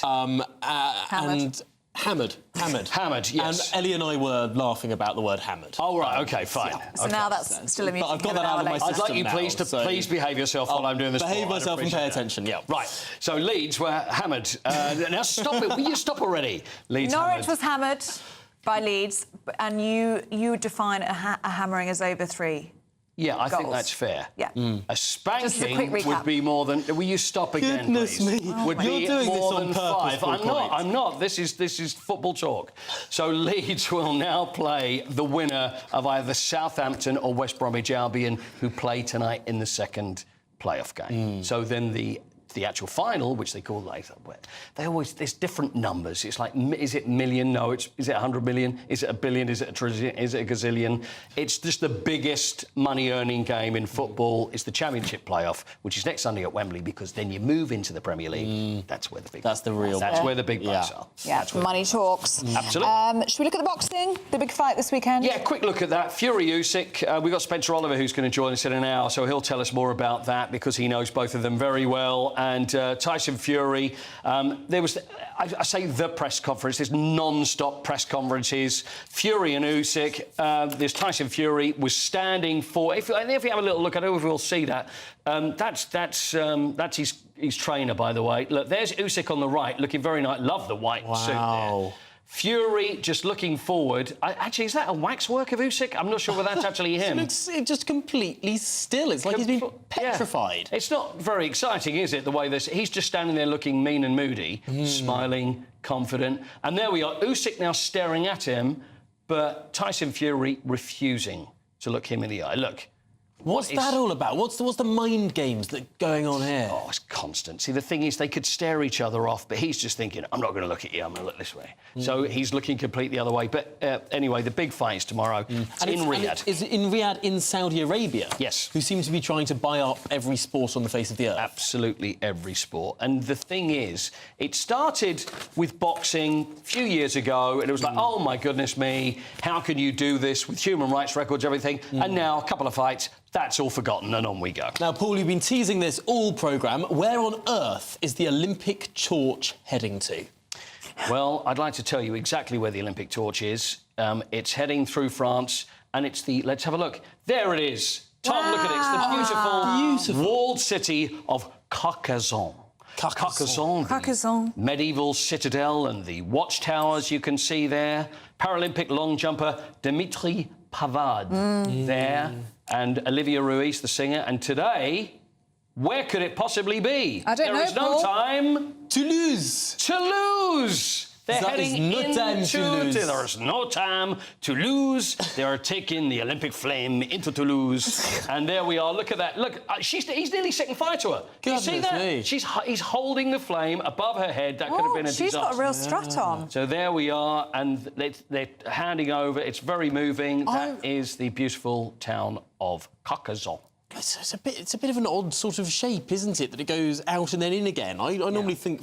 Have you never seen an Olympic torch, Ben? No, I have seen Olympic torches. Yeah. I saw the one that came in 2012 in the UK, and that was a proper shape. torch. Narrow at the bottom, wide at the top. Honestly. Not this peculiar sort of shape. That's the EU for you, see? That's what it was all about. Them with their torches, there Tom? we go. Well, it justifies everything, doesn't it?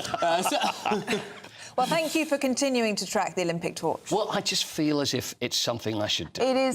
It is fun. Yeah, it keeps you busy. It keeps me busy, and I feel as if it's just something I'm doing for everyone. It's nice to keep. We really keep track appreciate of it. You're welcome. You're very Thanks, welcome. Paul Coit.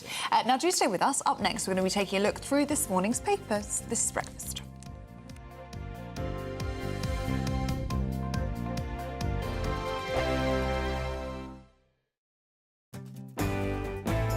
I'm Jacob Rees-Mogg, and this is GB News, Britain's news channel. We're proud to be GB News, the People's Channel. And as you know, we always love to hear your views. Now, there's a new way of getting in touch with us at gbnews.com/your say. By commenting, you can be part of a live conversation and join our GB News community. You can even talk to me, Bev Turner, or any of the members of the GB News family. Britain's newsroom, weekday mornings from 9:30. Well, we're delighted about this because the boss of JD Wetherspoon has credited demand for fashionable Guinness as the pub chain reported a jump in sales. Now, Guinness has benefited from a boom in demand over recent years, shaking off its association with rugby lads and old men to appeal to a much younger audience and loads more women. We've got our Guinness here. Oh, yeah. Cheers to you. Cheers. I'm not sure about this boozing on air at this time of the morning, but I'll let you off on this occasion. As it's you, Tim, as it's you. Now, Guinness is an acquired taste for many people, so I'm surprised it's become so popular. Yes, it is a real surprise. I think it's always been a popular drink among the demographic you mentioned, the older guy. There's about 80 or 90% of pub trade over the last 30 or 40 years, and probably longer, are a similar range of products. But there's a varying 10, 20% according to fashion. You had vodka Red Bull 20 years ago. You had an Irish cider poured over ice, which came from no one knows where. You had Alco-Pops. So there's an unpredictable range of products which have been the fashion of the moment. But the fashion of the moment, very unpredictably this time, is Guinness. And no one knows why. As you say, it's an acquired taste. Young people tend not to like it. Most of the fashionable drinks over the decades have been quite sweet. And Guinness obviously isn't. So, yes, I think the Guinness brewery, St James's Gate in Dublin, they'll say it's brilliant marketing. But like the rest of us, they rely a bit on luck. If you want your news to be straight talking... This is the nightmare for the Conservatives again. Down to earth. It's not just Nottingham where this is happening, is it? And most importantly, honest. Hard-working, middle-class taxpayers, they'll get their book thrown at them. Then catch me, Martin Daubney, Monday to Friday, 3 till 6 p.m. on GB News, Britain's news channel. I'm Nana Acquia. This is GB News, Britain's news channel.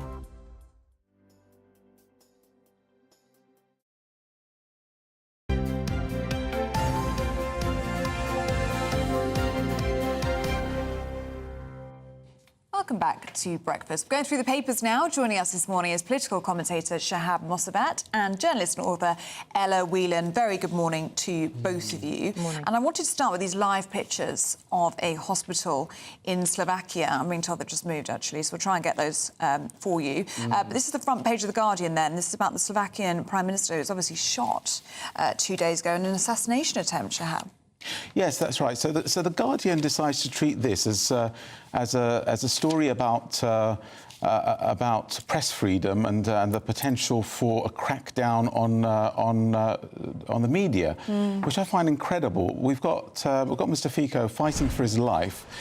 This is an attack on democracy, clearly an attack on democracy, and yet they decide to do this self-serving headline in which they say Fico shooting could trigger media crackdown. I think what the story here really is about the radicalisation in public discourse. It's about not finding democracy merely where it suits our agenda, but actually being servants and protectors of democracy. The idea that this 71-year-old man can go along and shoot a sitting Prime Minister, for me, is quite outrageous. And what's really more interesting is that he's not some hothead young radical. This is somebody who's really thought about this. He's apparently a poet and a writer, and he's gone off. Well, you know, but honestly, this is we're looking now at this hospital where the Slovakian Prime Minister is fighting for his life. Yes. He had intensive surgery over the last 24 hours, and it is, to many reports, touch and go. Correct. He's been shot 5 times in the abdomen and in the legs. He's lost a lot of blood. It took quite a while to get him. They lifted him out, airlifted him out with an air ambulance, with a helicopter to this hospital.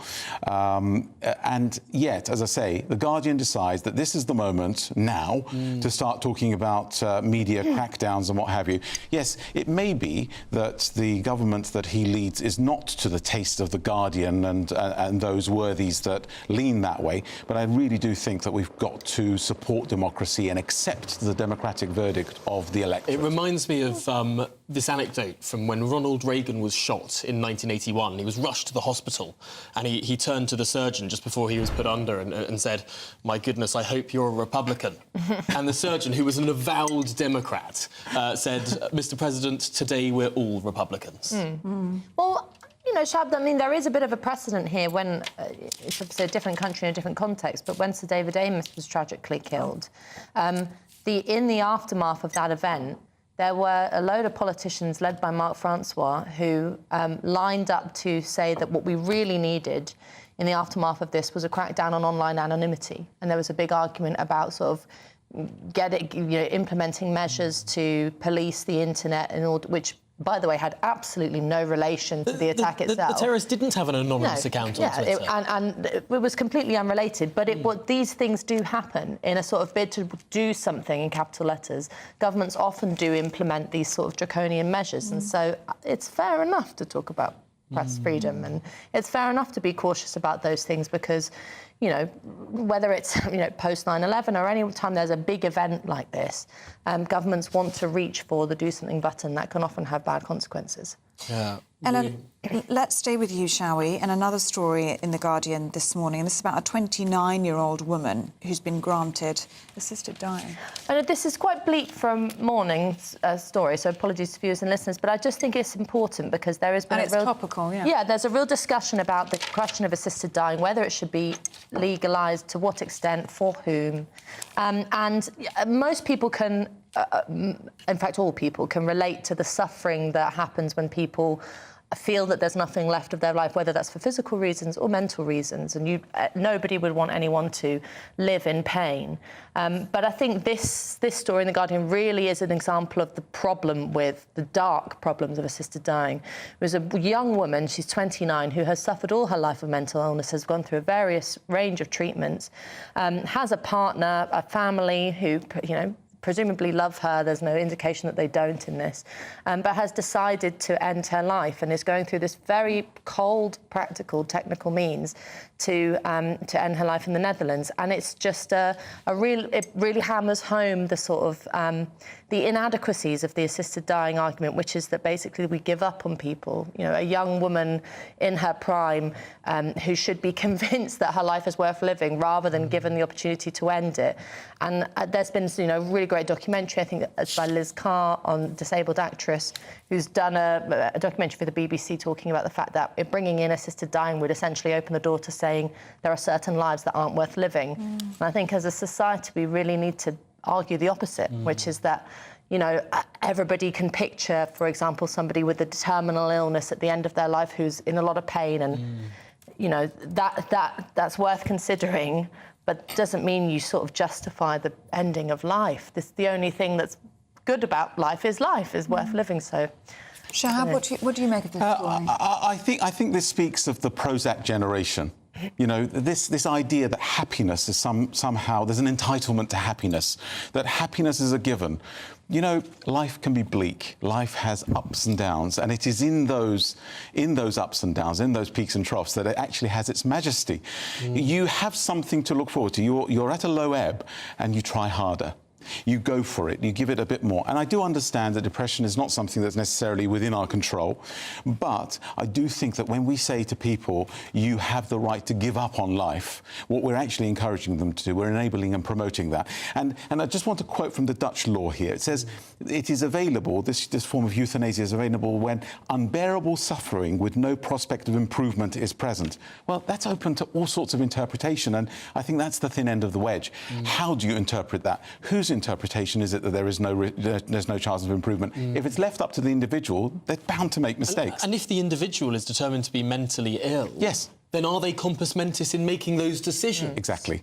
And the numbers are rising. The Guardian points out in 2010 there was only 2 cases like this. 2019 there's 2023 is 138. So it's obviously a growing problem. Yeah, and I mean Dame Esther Ransom has been raising this topic of assisted dying, hasn't she? Yeah. So it is topical, and it's right to raise it. Yeah. It certainly is. Ella and Shahab, thank you very much indeed.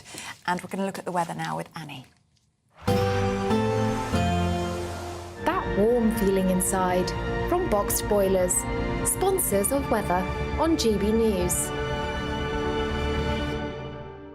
Hello, good morning. Welcome to your latest GB News weather update. It's going to be a much warmer day for most of us today, but there will be a mix of sunshine and also some showers that could turn a little bit heavier later on this afternoon. But it's a bit of a cloudy start for parts of northern England, southern Scotland.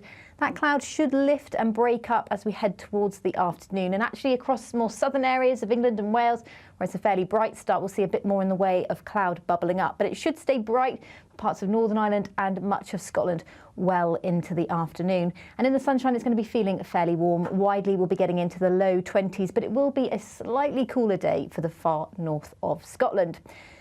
As the sunshine develops, that will also allow a few showers to develop. These will mainly fall across parts of the southwest England, parts of Wales as well. They could turn a little bit heavy and persistent, but I think most areas should avoid the risk of showers. Across the east coast, though, we've got an onshore breeze and some cloud lingering through much of the day, so it will be cooler here. And across the central belt, where we could see some heavy showers, possibly thundery showers developing later on this afternoon into the early evening. Now, that cloud across the coast will push further inland through this evening, but it should be a fairly dry night across the UK. You could see some drizzly rain for a time when we do see the cloud thick enough, but I think most areas should stay dry, and there'll be long-lived clear spells across more western areas. Into the southeast, though, notice we see some more persistent rain, and that will become a feature through Saturday, but it's going to be another fairly mild night for the time of year. So a bit of a wet start across the southeast to Saturday. Elsewhere, cloudy but fairly dry. This area of rain will push further west through the day, turning more showery, and will affect parts of the southwest of England, southern areas of Wales. That's where the greatest risk of showers is through the day, and once again also across central areas of Scotland. But elsewhere there'll be a mix of sunshine and showers through Saturday, and in the sunshine it won't feel too bad at all. Have a great day. Bye-bye. A brighter outlook with Box Solar, sponsors of weather on GB News.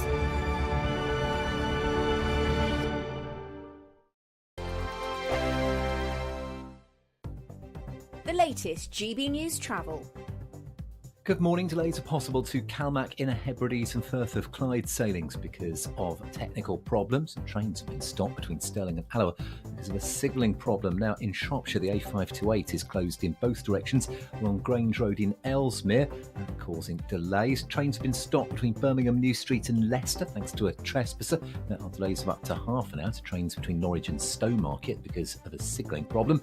In London, Woolwich Road's closed westbound from Woolwich to Charlton for emergency gas repairs, causing delays, and the A236 Mitcham Road in Croydon is closed southbound towards Reeves Corner after an accident last night. On the M26 in Kent, there are westbound queues towards the M25 because of roadworks, and on the M25 from Kent into Surrey, there's no fuel clockwise again today. The Clackett Lane services because of technical problems. That's the latest.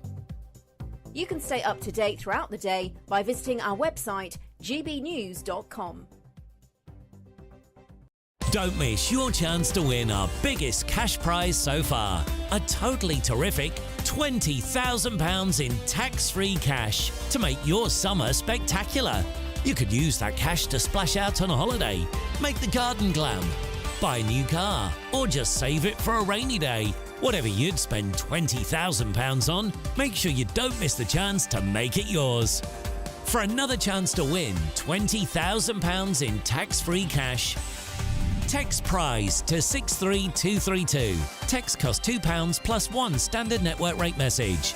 Or post your name and number to GB05 PO Box 8690 Derby DE1 9TT. UK only. Entrance must be 18 or over. Lines close at 5 p.m. on the 31st of May. Full terms and privacy notice at gbnews.com/win. Please check the closing time if listening or watching on demand. Good luck. GB News is the home of free speech. We were created to champion it, and we deliver it day in, day out. Free speech allows us all to explore and debate openly the issues most important to us, our families, and of course, the British people. Having challenging conversations to enlighten each other. Which is why we hear all sides of the argument. We are the People's Channel. We will always stand by the freedom to express yourself. On TV, radio and online. This is GB News, Britain's news channel. I'm Patrick Christie's. Every weeknight from 9, I bring you 2 hours of unmissable, explosive debate and headline-grabbing interviews. What impact has that had? We got death threats and the bomb threat and so on. Our job is to do what's in the best interest of our country. You made my argument for me. My guests and I tackle the issues that really matter, with a sharp take on every story. I'm hearing it up and down the country. That was a beginning, not an end. Patrick Christie's tonight from 9 p.m. only on GB News, Britain's news channel.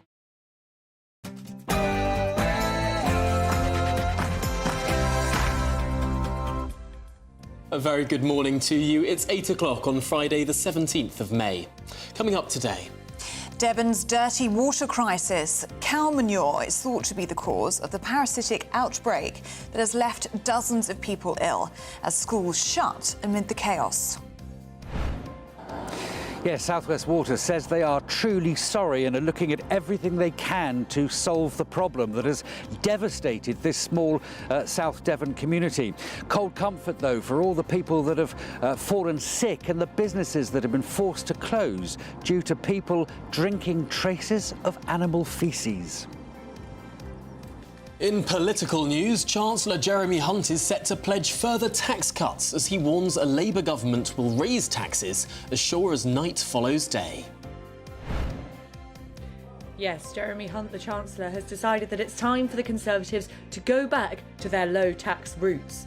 But after the last 5 years, will the voting public believe them? Find out more with me very soon. Well, that's as a GB News People's poll reveals that the majority of Britons remain unsure about whether Sir Keir Starmer is ready for the top job. And after a pub refuses a woman attempting to pay with a £20 note, we're asking this morning, is it right for businesses to turn their noses up at physical cash? New research reveals that young entrepreneurs are working almost a day and a half extra per week compared to the rest of us. We'll be finding out more about how they fit everything in. And in the sport this morning, Leeds make it to the Championship playoff final after thrashing Norwich 4-0. They'll take on the winners of Southampton versus West Brom, who play tonight. Tyson Fury would not look Alexander Usyk in the eye yesterday ahead of their world title fight. And who is the richest person in sport? Good morning. It's going to be a warmer day for most of us today, but there is a risk of thunderstorms for some. Find out all the details with me a little later on. I'm Tom Harwood. Yes, good morning to you, and I'm Ellie Costello, and this is Breakfast on GB News.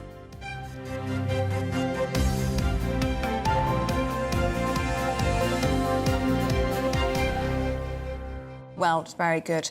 Lots of you getting in touch this morning. Tom, you picked out one about reservoirs, which you're very passionate to talk about. Yes, well, we were talking about reservoirs earlier, and you quite rightly said that there's not been a single reservoir built in the South East in the last 33 years. But Graham's got in touch to say that in Havant Thicket there is a new reservoir being constructed, although it won't be completed until 2029. So that means it'll be 38 years of no new reservoir in the South East. But by 2029, we'll finally have one. Well, there you go. So at least one reservoir it's not enough, is it? Maybe fewer hosepipe bans, but only at the end of the decade. I wanted to find some on cash. I found some good ones earlier on, but I'm having to dig around now. So I've been too busy looking up reservoirs. Oh, there you go.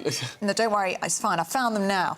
Barry Coates says cash is a legal tender in the UK. We've been talking about this after a woman was refused to pay with a £20 note in a pub. In a pub of all places? In a pub, yeah. We were talking about this as well, weren't we? I could sort of expect it in an Apple store.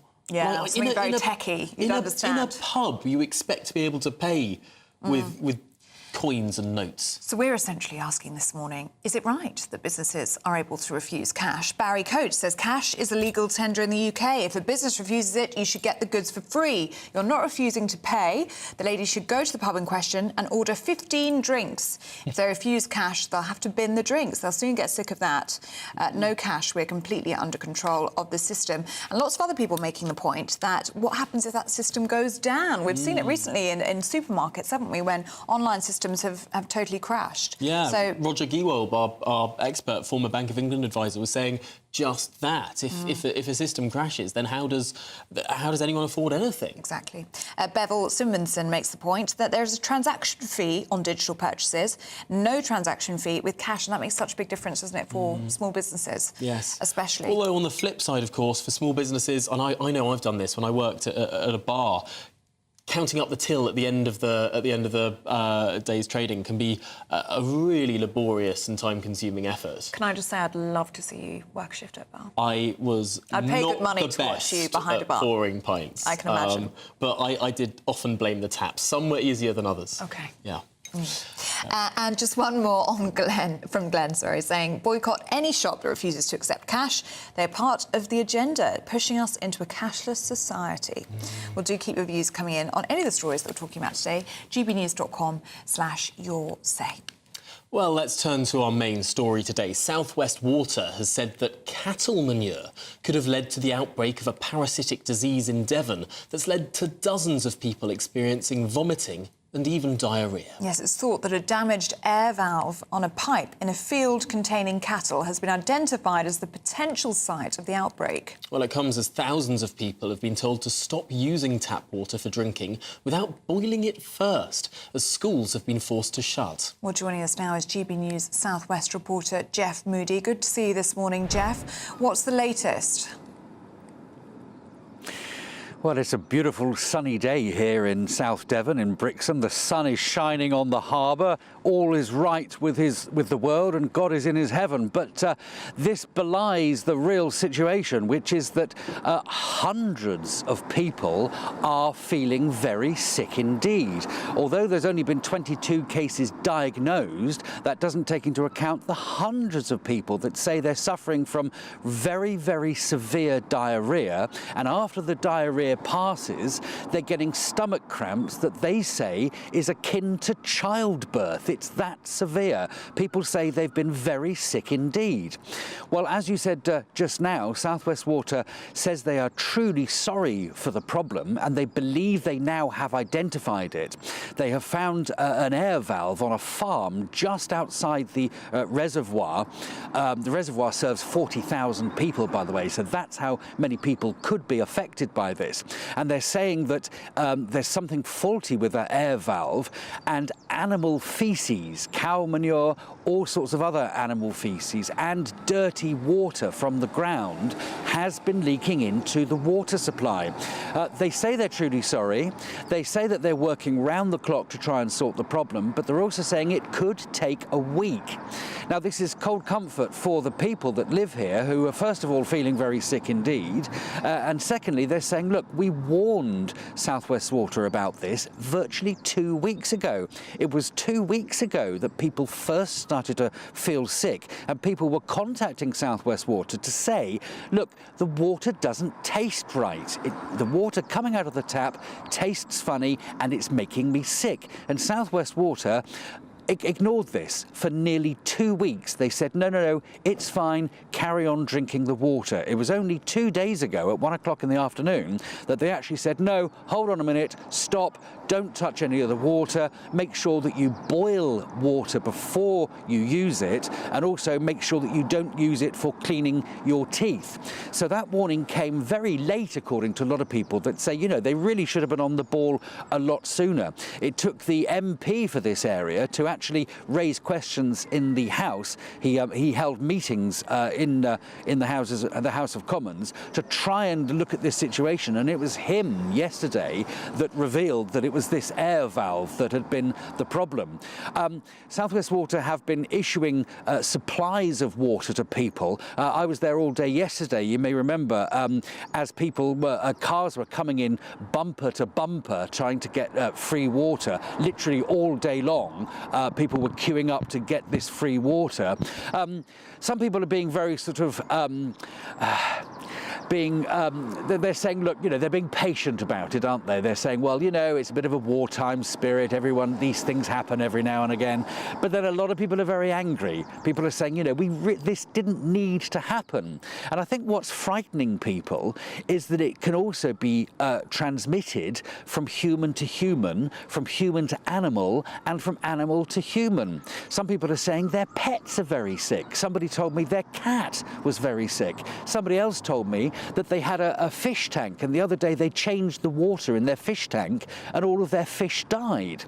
Meanwhile, the schools were closed yesterday. 2 primary schools were closed throughout the day. One of them opened briefly in the morning because the children, year 6, had to they had to sit various tests, their SAT tests, so it was open for a little while in the morning. There's still a question mark over whether those schools will carry on being open or whether they will stay closed for another day. But of course, it's affecting businesses too. Shops, cafes, restaurants. There's a lot of people that say that have decided to close, and of course there's also a lack of communication. Some people are saying, look, well, should we drink coffee that we've bought from a shop? Because okay, it's boiling, but then some people are saying, well, it's not quite boiling. These coffee machines, they don't go up to 100 degrees. They hover around 90, 95 degrees. They're not quite up to boiling. Is that enough to stave off this illness? People don't really know. The lack of information that they're getting from South West Water has been very worrying for a lot of people, and it's made lots of people very angry. Meanwhile, of course, elderly people are struggling. A very old lady spoke to me yesterday, and she'd walked several miles to go to the car park. She had nobody to take her, and so all day long she was walking to try and get some bottled water. Of course, there is a great community spirit, people turning up to get water for their neighbours, for friends and relatives and for people that are elderly, but it's also affecting children too. So it really is a dire situation here where people are feeling very, very confused, very, very angry, and more importantly, very, very sick. Jeff Moody, thank you for bringing us up to date. As you say, it's a dire situation. Let's hope it's resolved very quickly and lessons are learned. It doesn't happen again. No, well, we should say that South West Water has released a statement. They say we're working with public health partners to urgently investigate the source. We apologise for the inconvenience caused and will continue to keep customers and businesses updated. Now, the Chancellor, Jeremy Hunt, has pledged additional tax cuts as he sets out a dividing line with the Labour Party. Yes, he's warned that Labour will be forced to raise people's taxes to pay for all of their spending pledges. This as he reiterates his own commitment to eliminating national insurance over time. Well, joining us now is GB News political correspondent Olivia Utley. Very good morning to you, Olivia. And this is clear blue water now, isn't it, between Labour and the Tories? At least that's what the Chancellor Jeremy Hunt wants to make clear. He says Labour tax rises are as sure as night follows day. Well, absolutely, Ellie. That's exactly what Jeremy Hunt is trying to do this morning, trying to show that there is a big difference between Labour and the Conservatives on the economy. Of course, it's very difficult for the Conservatives to convey that message because over the last 5 years or so, Britain has had a tax burden so high that it's comparable to something during the Second World War. Now, what Jeremy Hunt is going to say in his speech at 9 o'clock today is that the Conservatives are making a distinction between the tax rises which have been necessary over the last few years to cover the cost of the furlough scheme, to cover the cost of lockdowns in general, to cover that energy guarantee scheme when Russia invaded Ukraine and the price of gas and oil went up. Those tax rises, which the Chancellor says were necessary, he also believes should be temporary, and the Conservatives now think that tax should be going down to levels seen before the pandemic. Now, meanwhile, Keir Starmer has said that he will keep taxes to the lowest possible, but he has stopped short of saying that they won't go up. And of course, Jeremy Hunt has seized on this. His message is that, yes, the Conservatives have raised taxes, but everyone can see that they only raised taxes because in extraordinary circumstances over the last few years, those tax rises were necessary. Labour, on the other hand, would keep taxes as high as they are now and even put them up further. Now, will the public be listening to that message? Well, Jeremy Hunt has already cut national insurance tax both in the autumn budget and in the spring budget. And unfortunately for the Conservatives, it did very little to help them give them a boost in the polls. Hunt has also said that eventually he would like to see national insurance scrapped altogether, something which would cost the Treasury about 46 million. Now, of course, that's something which is very, very tempting for workers, but as Labour will be pointing out over the coming days, it could well come at a high cost to pensioners. National insurance is something paid only by those who are in jobs. So if it was replaced by a more general form of income tax, which covers pensioners as well, it could mean a big tax rise for pensioners. And that's the card that Labour will be playing over the coming days. But certainly this is Jeremy Hunt's first serious attempt to show that the Conservatives are very different from Labour on the economy. OK, Olivia Utley there for us in Westminster. Thank you very much indeed.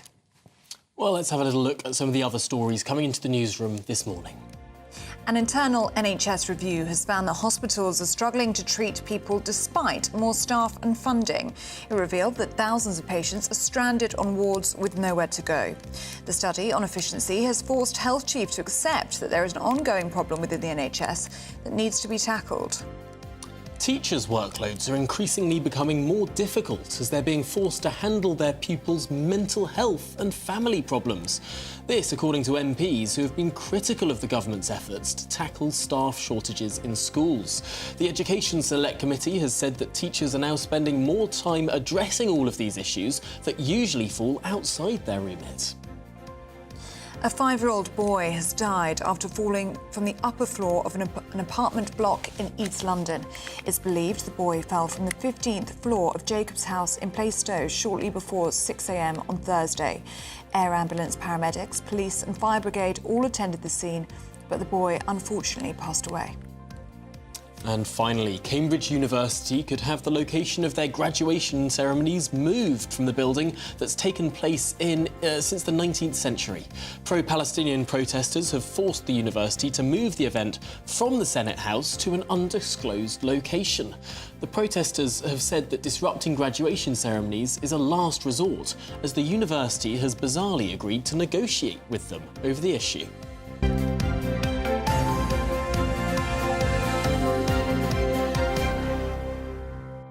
At 16 minutes past 8, let's take a look at the weather now, shall we, with Annie. That warm feeling inside from Boxed Boilers, sponsors of weather on GB News.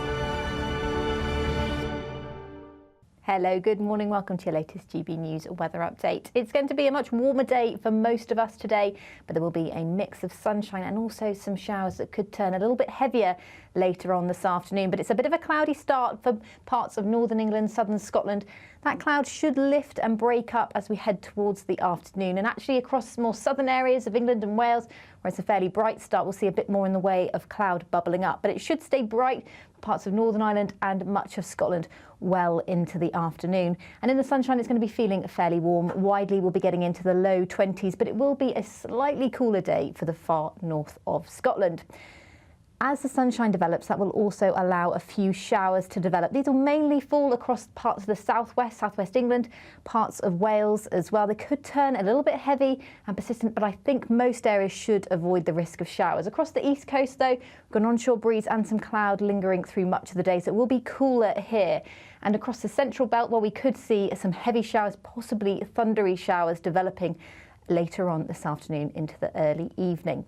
Now, that cloud across the coast will push further inland through this evening, but it should be a fairly dry night across the UK. You could see some drizzly rain for a time when we do see the cloud thick enough, but I think most areas should stay dry, and there'll be long-lived clear spells across more western areas.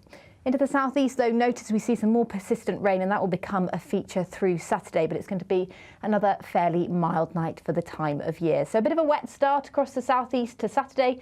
Elsewhere, cloudy but fairly dry. This area of rain will push further west through the day, turning more showery, and will affect parts of the southwest of England, southern areas of Wales. That's where the greatest risk of showers is through the day, and once again also across central areas of Scotland. But elsewhere there'll be a mix of sunshine and showers through Saturday, and in the sunshine it won't feel too bad at all. Have a great day. Bye-bye. A brighter outlook with Box Solar, sponsors of weather on GB News.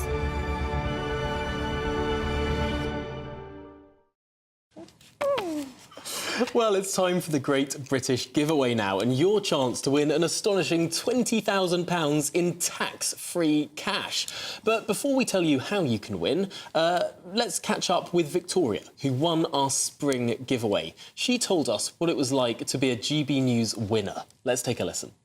Hi, I'm Victoria and I won the Great British Giveaway. I won £12,345, a pizza oven, a smart speaker, a games console and £500 in shopping vouchers. On the day that I got the money in the bank account, I don't know, everything just seemed a lot sunnier. The music went up in the car and everything just felt a lot lighter, and we went out for a nice meal and it all just felt really, really just, I don't know, life just felt really good at that point. We're going to spend our winnings on, we're going to Disney World in Florida, and then also I've got a big birthday next year, and then we treated everybody, like we gave the kids some money, and me and my husband, we treated ourselves as well. When you've got that money sitting in your bank account and then you make a little list of a few things that you can do with it, you know, tax-free, this money's just sitting there and you can do with it as you please. It's such a nice feeling, but I would just say, take win. Honestly, you just don't know if you're going to win. I didn't know, and then I got that phone call and, oh my God, just, you know, amazing feeling to win. An amazing feeling, but you could be the winner of an even bigger cash prize, our biggest ever, almost double what the last one was, £20,000 now. Here's how you could make it yours. For another chance to win £20,000 in tax-free cash, Text WIN to 63232. Text costs £2 plus one standard network rate message. Or post your name and number to GB05 PO Box 8690 Derby DE1 9TT. UK only. Entrance must be 18 or over. Lines close at 5 p.m. on the 31st of May. Full terms and privacy notice at gbnews.com/win. Please check the closing time if listening or watching on demand. Good luck. Yes, good luck indeed. Now, still to come, how much time are you spending on your side hustles? What's a side hustle? It's like a passion project. Like a second job. Like a second but job. But one that you really enjoy. Or a hobby that you make money from. Anyway, recent polling says that many young people are working 7 days a week. We're going to be taking a deeper look at that next.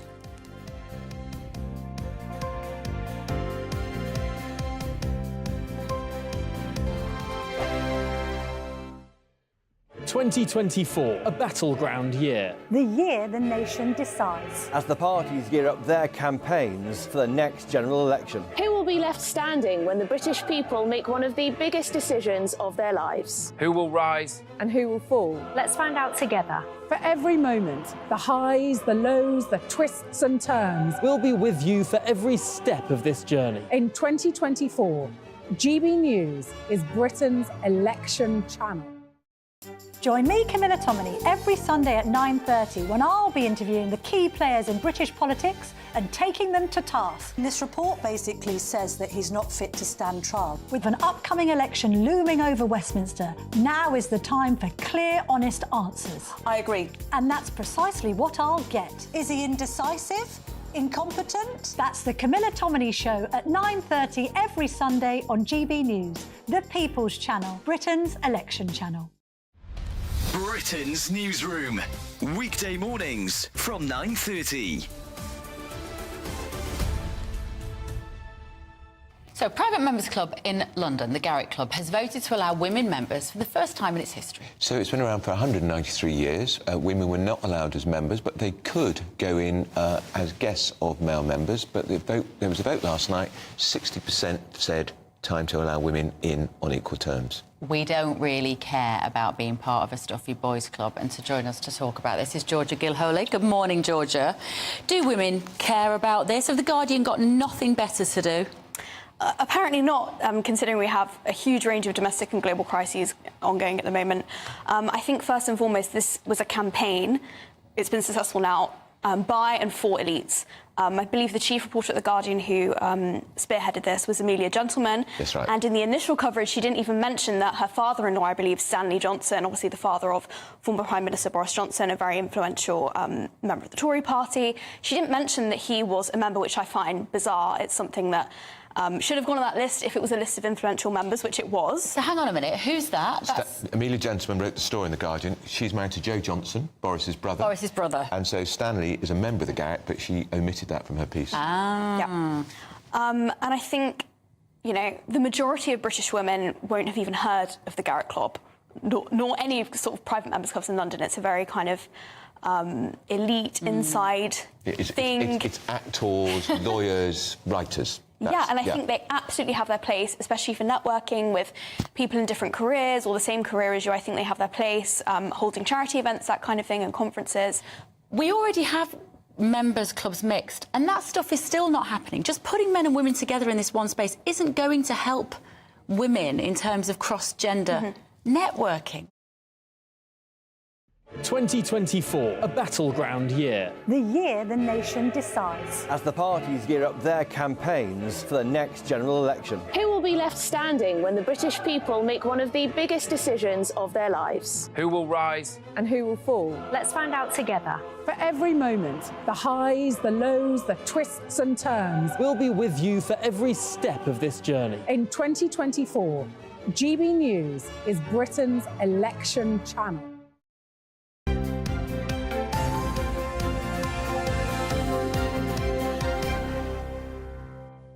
Welcome back. Tom Harwood's in for Stephen this morning, which is very It's a exciting, treat. isn't it? Yeah. It is a and where treat. is Stephen today? See, it's his wedding anniversary. Lots of you are very concerned. He is fine and well. It's his wedding anniversary. He's off for the weekend with his husband. And Diamond is back tomorrow. And it's I'm you going to be presenting with Anne as I'm well, helping. which is an eclectic mix. I'm stepping in. Great. You're welcome, Stephen. Lots of you getting in touch this morning. We're talking about cashless society because it's all about this lady, isn't it, who went into a pub with a £20 note, tried to pay with the £20 note, refused. In a pub of all places. Of all places. So we're asking this morning, is it right that businesses should reject cash, essentially? It turns out lots of companies do not accept cash anymore.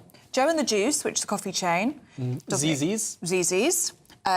Maggie Lee says Pizza Hut doesn't take cash anymore. Pizza Hut doesn't? Apparently. Yeah, loads of you getting in touch saying that you've experienced it.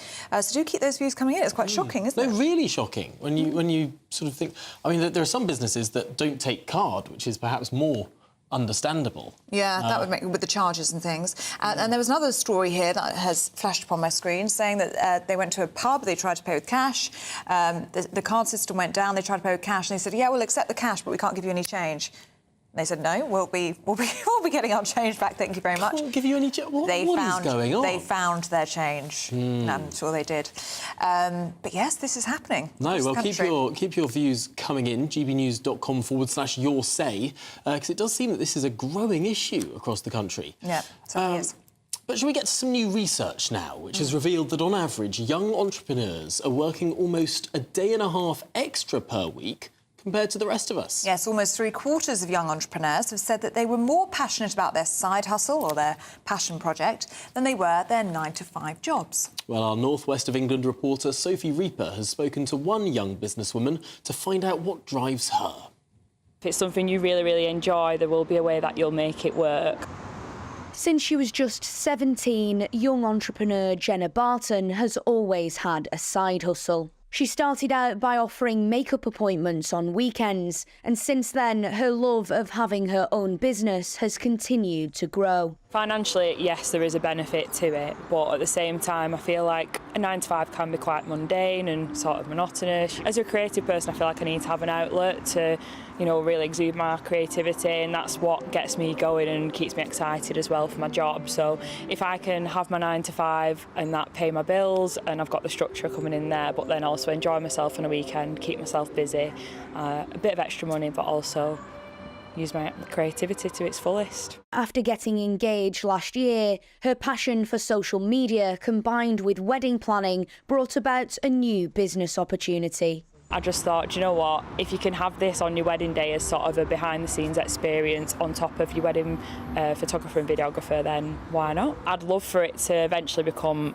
my full-time job.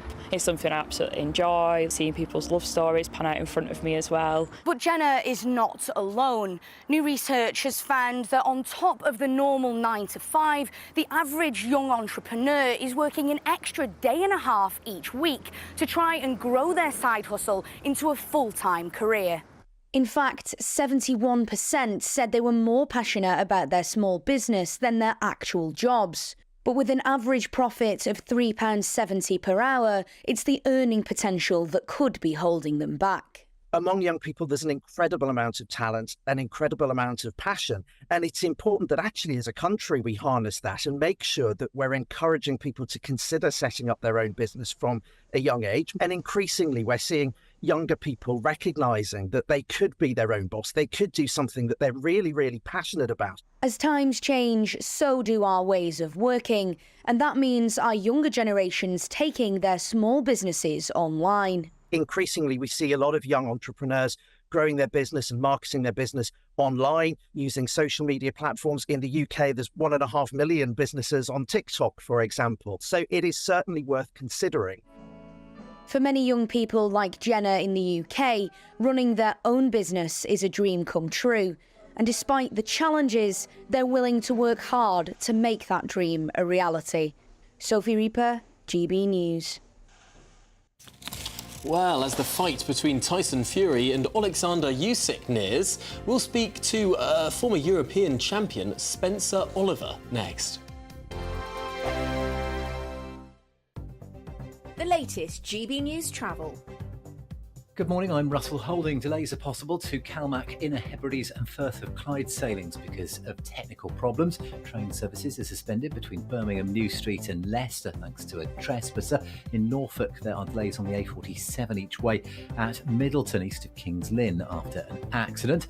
In London, the A206 Woolwich Road is closed westbound from Woolwich to Charlton for emergency gas repairs. And the A236 Mitcham Road in Croydon's closed southbound towards Reeves Corner after an accident last night. On the M26 in Kent, there are westbound queues towards the M25 because of roadworks on the M25. In Surrey, there's no fuel clockwise at the Clackett Lane services again today because of a technical problem. And on the M27 in Hampshire, there's a lane closed eastbound where someone's broken down between junctions 8 and 9 towards Fareham, causing delays. And that's the latest. You can stay up to date throughout the day by visiting our website, gbnews.com.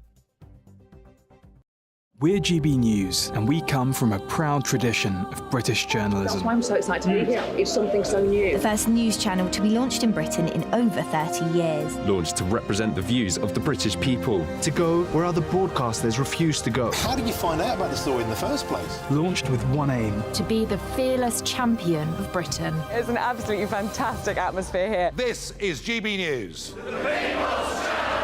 GB News, Britain's news channel.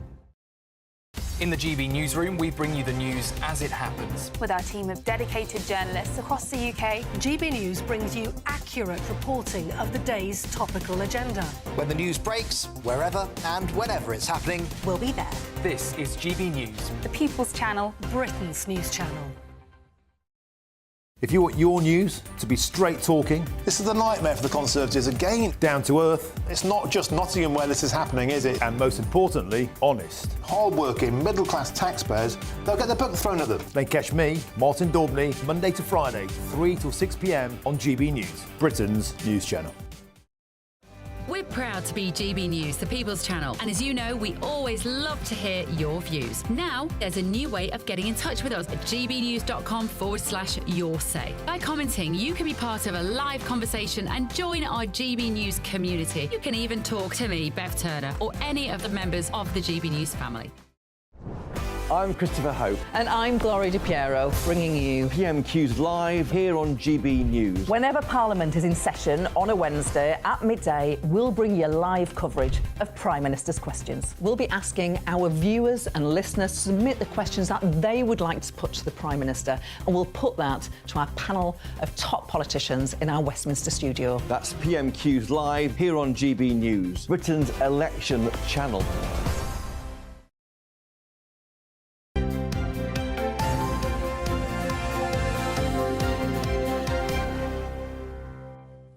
Welcome back to Breakfast. It's sports time. Paul Coit is here to tell us about the richest people in sport. Oh, yeah, it's the Forbes Rich List, the Athletic Forbes Rich List. I've got some big names and huge money. Huge money. So this is earnings for a year. Giannis Antetokounmpo. Well done. Thank you. Who's that? He is a great Nigerian basketball player for the Milwaukee Bucks. Oh, yes. And he £88 million for him. In a year? In a year. 1 year? 88, yeah, and he's only fifth. 88 million. 88 my million. goodness. You just have to work for a year and you'd be done. Not even a few months. See, the thing is, I'm probably too lazy because I would retire. Yeah, so would I. I would play one season and then go... You'd give up your star basketball career, would you? I mean, the thing is, everybody's paying for me to play basketball. I'm spinning on my finger and, you know what, I'm going to walk away from the sport there, Tom. I'm just going to walk away. LeBron James, another legendary basketball player, 101 million a year. Now we get to the top three. Lionel Messi. Yeah. Went over to Miami, £107 million this year. Wow. John Rahm, the golfer, 172 million. There's John Rahm. Now, the reason he got that sort of money is because he joined Live Golf. And then the last one you saw, that's the number one still, Cristiano Ronaldo. He's gone over to play football in Saudi Arabia.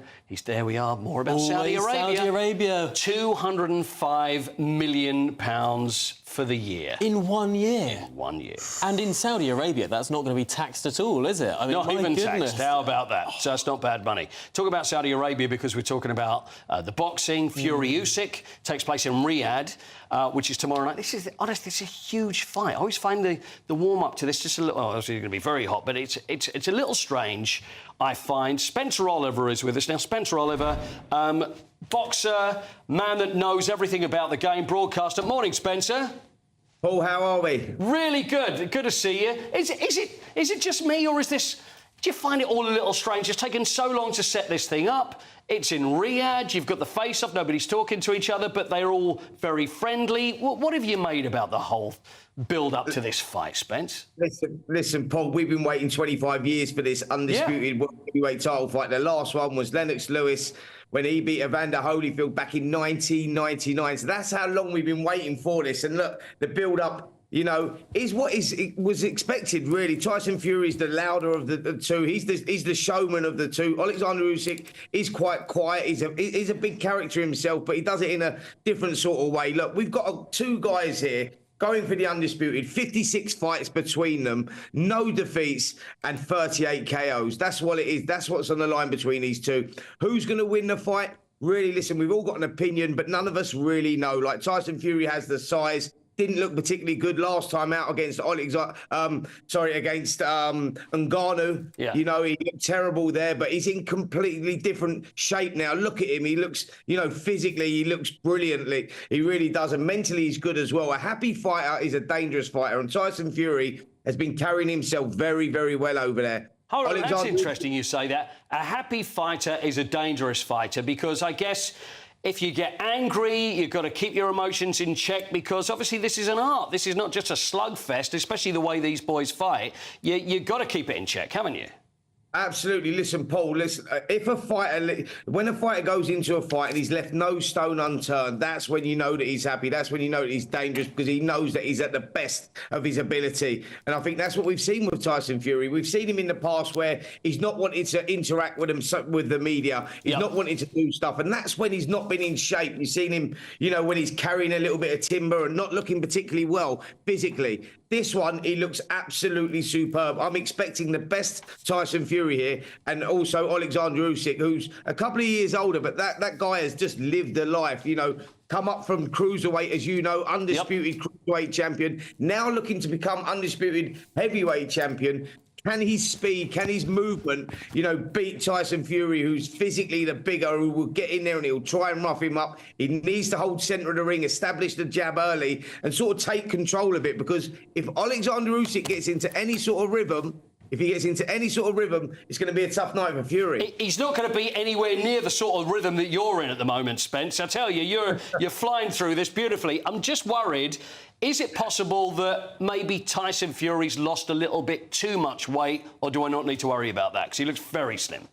Well, he does look slim, but I think that that's because he recognises what Alexander Usyk brings to the table. It's all about fighters, and it's about that adaptability and being able to look at your opponent and say, right, where are my strengths going to be? Where are my weaknesses going to be going into this one? He knows Usyk's got speed. He knows he works the angles, comes off the line. He's light on his feet, puts the combinations together.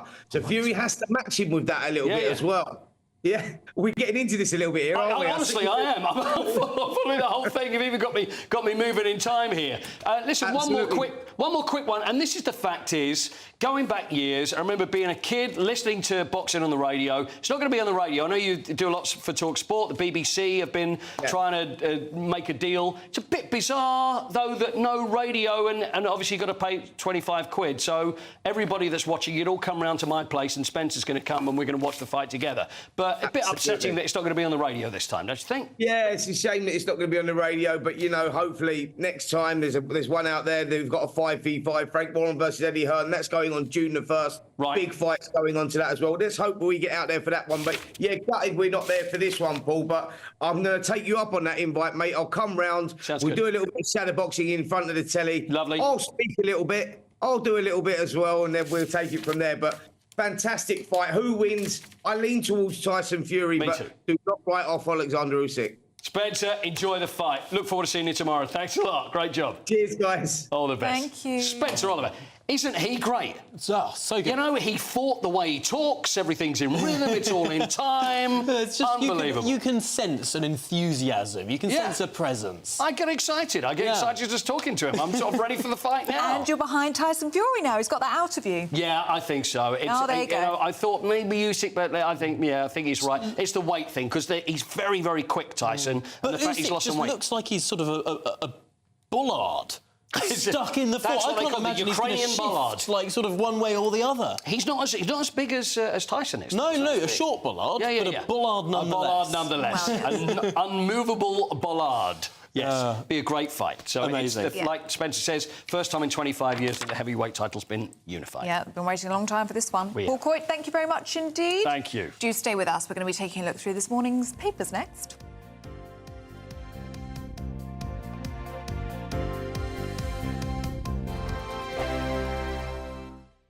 Friday nights on GB News with Dubes & Co from 6, followed by Lee Anderson's Real World at 7. At 8, it's Friday Night Live with Mark Dolan. And at 9, join Patrick Christie's Tonight, followed by Headliners at 11, only on GB News, Britain's news channel. Every Saturday, 10 till 12, we'll bring you all of the news that you need to know. We'll also remind you that there is so much to smile about. It's my favourite time of the week. I get to relax, enjoy some light-hearted stories, and let Ellie teach me about fashion too. That's Saturday Morning Live, every Saturday, 10 till 12. Only on GB News, Britain's news channel. Martin Daubney, weekdays from 3 p.m. Well, joining me now to discuss it is the royal biographer, Angela Levin. Angela, welcome to the show. Hope you're having a cracking bank holiday. So it's been a year not without its challenges. A lot of health issues, of course, in the family. And yet, Angela, the royal family have come out of this more popular than ever with the British public. Yeah, I think people have seen what King Charles is really like. He's not putting on any type of coverage to himself. He's been very open, extraordinarily open. When he went on his first visit since he was described with having cancer, he said to people, first of all, you know, it was a bit of a shock, wasn't it, when they tell you what you've got. And that's really, you don't imagine that a queen or a king would say that. It's usually kept inside them. And he's then had the most amazing gentleness and warmth with the people that he talked to. One woman, he took her hand when he was just finishing the conversation and held it very tight and looked at her saying, come on, you know, you can do it. It was extremely moving. And the other thing is that he dropped some of the sort of things that his mother would not have appreciated. And one of them was that there were two young children, about 6 and 8, outside, and they had flowers. One of them gave it to Queen Camilla, one gave it to him. And then he said, oh, well, thank you very much for your flowers. I've got a present for you too. Out came a big bag full of goodies, and he gave it to the children. And I thought that was a lovely touch, actually, something that they would probably keep forever. I don't know if it was just sweets.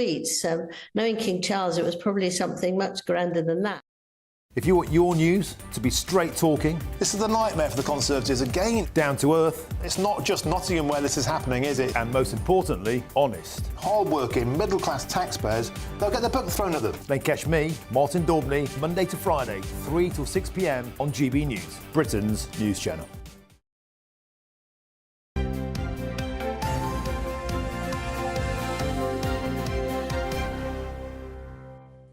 Very good morning to you. This is Breakfast on GB News with Ellie Costello and, just for today, me, Tom Harwood. And it's lovely to have you here, Tom. Thank you. Well, I'm sure you'll be looking forward to the weekend as well, where you're presenting with Anne Diamond. The legend that is, yes. Anne Diamond, Saturday and Sunday, yes. And it's Izzy and I next Tuesday, actually. Oh, it's an eclectic two ladies mix. again. Smorgasbord. Yes. Shall we get to the reviewing the papers now? We should, I think. Yeah. Well, joining us is political commentator Shahab Mossavat and the journalist and author Ella Whelan. Shahab, you've picked out the sort of reverberations, aftershocks from Keir Starmer's enormous speech yesterday. He does like to be enormous, doesn't he? He likes to roll up his sleeves and be very manly, doesn't he? You know, he says, I'm not Blair, and it's different from 1997. Well, that's an understatement. But then he promptly produces a pledge card. You know, the thing about Starmer's approach has been that it's been a blow-by-blow emulation of the Blair, Mandelson, Campbell playbook. It seems to be, you know, played out exactly the same. But what's different, and he is right, he is different. What's different is that when Blair came along with his five-point pledge card, they had enumeration. They told us exactly what he was going to go and do. Whereas what you find on Starmer's is that it's deeply inane and almost totally vague. Apart from this very modest claim that he's going to recruit 6,500 new teachers, which is a drop in the ocean. There are 570,000 teachers in this country. 6,500 is not going to even touch the sides. So, you know, all of this, deliver economic stability. Yes, that's the first point. Right. It's very odd, because about a year ago, Keir Starmer was talking about bulldozing through planning restrictions and delivering growth and change. Now he's just saying stability, right, as if he wants the line to be flat. Exactly. Which government has ever come into power or tried to come into power saying that they were going to deliver economic chaos? Of course they want to deliver economic stability, and so does everybody else. You've got to put some meat on these bones, and there isn't. You know, I was saying to Ella before we came on, I think we're in a bit of a political flux. We're in a bit of a crisis, because what we need is real politics, real policies, real vision for the country. And it is a crisis when a party stands on the precipice of power purely by omission, because the other lot are so terrible. Well, do you know what? Let's talk to Ella Whelan about this too, because we've been doing some polling over the last week, GB News polling, people polling by GB News, which suggests that there isn't much enthusiasm for Starmer. Just 29% of people say he's ready for government. Well, I mean, I think the story of this election is always unwise, perhaps, to make predictions because things are so volatile, and that's probably the only good thing to be said about elections at the moment. But I think if Labour wins, which they probably will, it will be because of a disillusionment with the Conservative Party rather than a roaring enthusiasm for Starmer and Labour. And I mean, I think he knows that himself. There's you know, Shahab's talked about the sort of vagueness, the deliberate vagueness of Labour's approach. But I think it's not just the sort of hesitancy to announce details. It's actually that the Keir Starmer understands.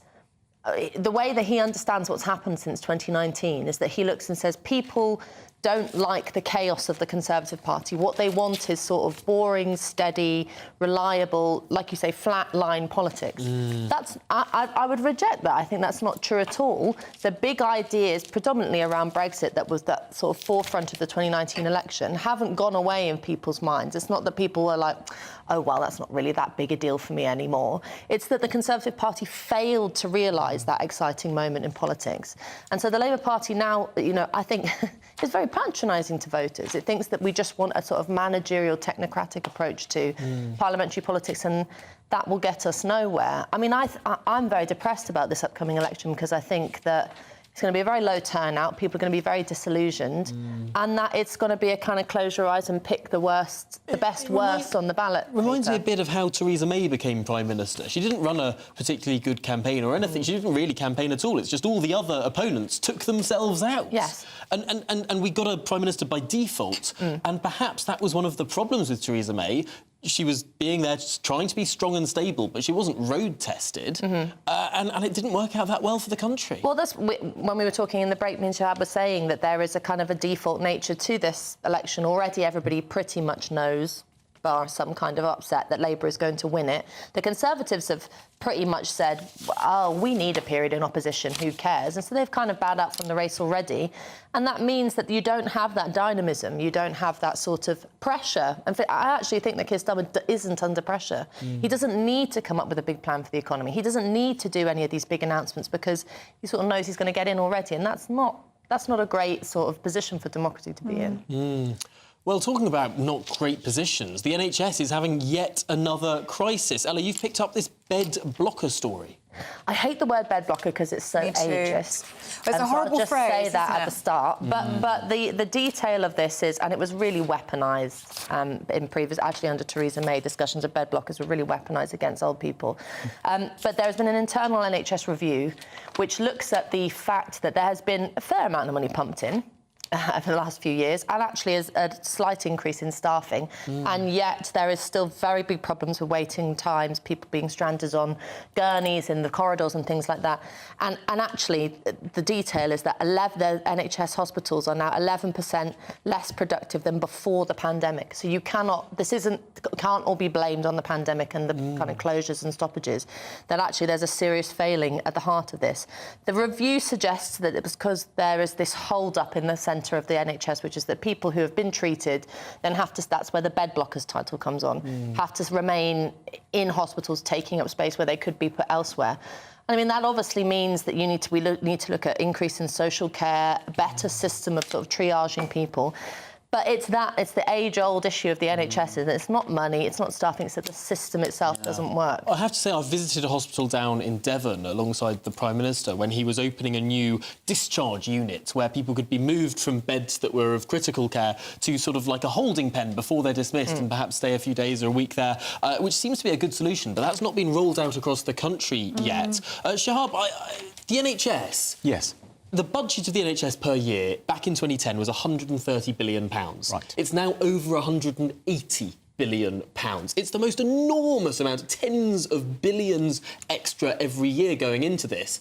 But it seems to be getting worse, not better. Because nobody has actually, nobody has tackled the elephant in the room, which is that structurally the NHS is not fit for purpose. It isn't about privatising. It isn't about reform for the sake of reform. It's about actually making it work and be answerable. One of the first things you need to do, and I think Ella was pointing at this, is that the care system, social care and care for the elderly, needs to be fully integrated into the NHS as one system.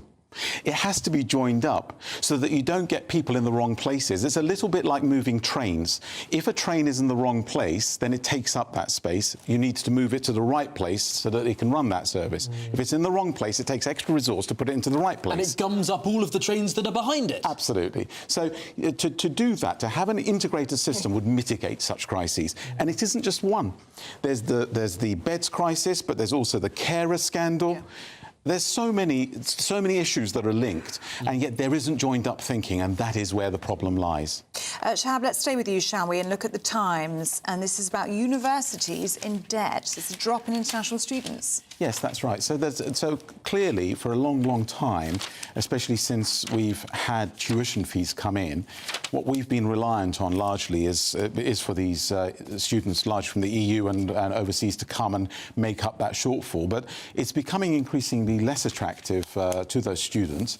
But the headline isn't quite accurate, because what it says is that student numbers are falling. They're not actually falling. What's happening is that capacity is increasing because the expectation, the modelling that was done, was that there were going to be more of these students coming. And it relies on a certain number because they pay more than they pay in more than they take out. It almost subsidises British students. That's right. So that £9,250 figure that our students pay, our home students pay, is subsidised exactly by what you say, by fees which are sometimes double, even triple what UK students pay. If they disappear, then the government is going to be faced with a budgetary black hole, and they're going to need to allow universities to increase that. If that happens, then we're going to be looking at people, that numbers UCAS are going to say is going to tail off, and then we're going to have less people go. I just want to say one last thing. I think this is a strategic national point that we are making here. Do we invest in our future? We future-proof the economy by having good qualified people. That stops immigration as well. Really what do you make of it? Well, I think it's a disgrace that international students are treated like cash cows, and you know that's been a sort of a truth of the university sector, for our education sector, for a very long time.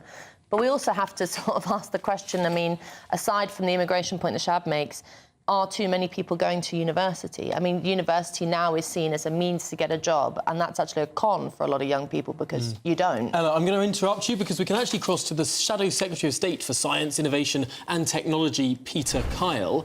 And Peter, just to start off, we have been talking about universities and the issue of a drop in international students restricting the funding for those universities. What's the Labour view? Should we have more international students or fewer?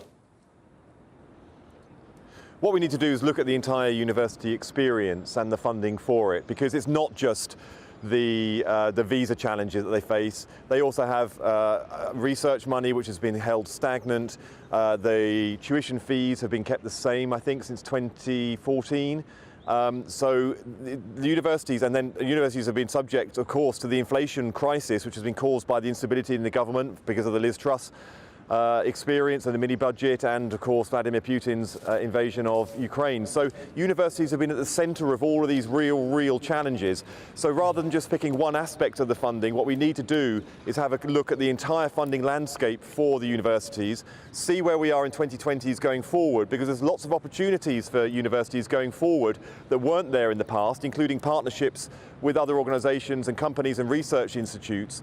And we need to figure out how we can get universities back onto a secure footing again, because there has been a war waged against universities. Universities are a key driver of social mobility in our country. They are a key driver of having young people explore their potential, both in the future workplace, but also in themselves and the personal characteristics that they develop. And we need to make sure that we are still world leading in our university sector, and the war against universities must end by this government. Mr. Khan, I wanted to ask you about the 6 pledges that were set out yesterday by Sir Keir Starmer in Essex. We've got a warning from the Chancellor, Jeremy Hunt. He's about to speak in a few minutes' time, actually. He warns that the Labour Party are sure, as night follows day, to hike up taxes. Is he correct? Well, Rachel Reeves, our Shadow Chancellor, did a speech last week where she accused Jeremy Hunt of gaslighting the British public, and then a couple of days later he comes out and talks about Labour's plans for taxation. I wish once that Jeremy Hunt and the Conservatives would accept responsibility for what they have done. Because we have no growth in the economy, because of the way they have managed our economy, we have the highest tax burden for 70 years. And even after the tax cuts that were given in the last budget, the gimmicky ones they did, people will still be paying £780 more because of the taxes he put onto Tony family Blair finances in 1997 than others. promised to not raise income tax, national insurance or VAT. Why is Keir Starmer not making that same pledge today? Because we are inheriting an economy which is broken. We have had no growth for 14 years. We are pledging to go forward for this next election with a manifesto over a decade of national renewal. We had those first steps yesterday. The first step will be economic stability. Our mission in government will become the fastest growing economy in the G7, because we have ambition for Britain. We think it's a great country with huge potential that's being held back by this government. And once we get that growth into the economy, we can start returning money into people's pockets. Once we do that, of course, families can start to do all sorts of things they weren't able to do before. That is our mission. Thank you very much, look at the Peter record Carr. of this government, sorry, and the we're at record the top speaks of the for itself. hour. We'll have to leave it there. Thank you very much, Peter Carr. We'll be back in a few minutes' time. The latest GB News travel. Good morning, I'm Russell Holding. Delays are possible to Calmac, Inner Hebrides and Firth of Clyde sailings because of technical problems. Delays of up to 3/4 of an hour, some cancelled trains between Leicester and Birmingham New Street thanks to a trespasser. In London, Woolwich Road is closed westbound from Woolwich to Charlton for emergency gas repairs causing delays each way. And the A236 Mitcham Road in Croydon is closed southbound towards Reeves Corner after an accident last night. On the M26 in Kent, there are westbound queues towards the M25 because of roadworks. On the M25 in Surrey, there's no fuel clockwise again today at the Clacking Lane services because of a technical problem. In West Sussex, the A27 is partly blocked westbound where a crane's broken down at the Crossbush junction causing queues. And in Devon, there are queues on the A3052 heading west into Clisson St Mary, traffic heading to the Devon County Show. And that's the latest. You can stay up to date throughout the day by visiting our website, gbnews.com. You really could be our next big winner, with an incredible £20,000 in tax-free cash to play with this summer. What would you spend that on? Well, whilst you're thinking about it, listen to some of our previous winners getting that winning phone call from us. I'm Charles. I'm on £18,000 cash. It was just amazing, and as soon as it goes into your bank account, it just changed. It's a life-changing thing. Just go for it. It's an absolute must. You must try and go for it. The next winning call could be answered by you. For another chance to win £20,000 in tax-free cash, text PRIZE to 63232. Text costs £2 plus one standard network rate message. Or post your name and number to GB05 PO Box 8690 Derby DE1 9TT.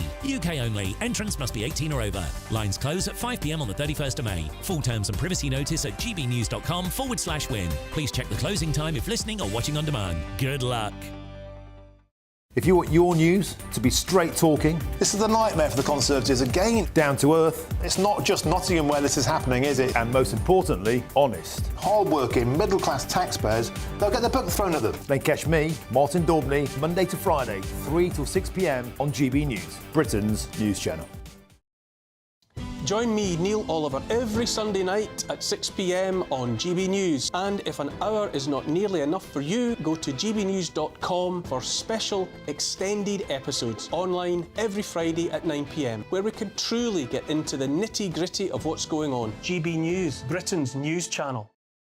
Friday nights on GB News with Dubes & Co from 6, followed by Lee Anderson's Real World at 7. At 8, it's Friday Night Live with Mark Dolan. And at 9, join Patrick Christie's Tonight, followed by Headliners at 11, only on GB News, Britain's news channel.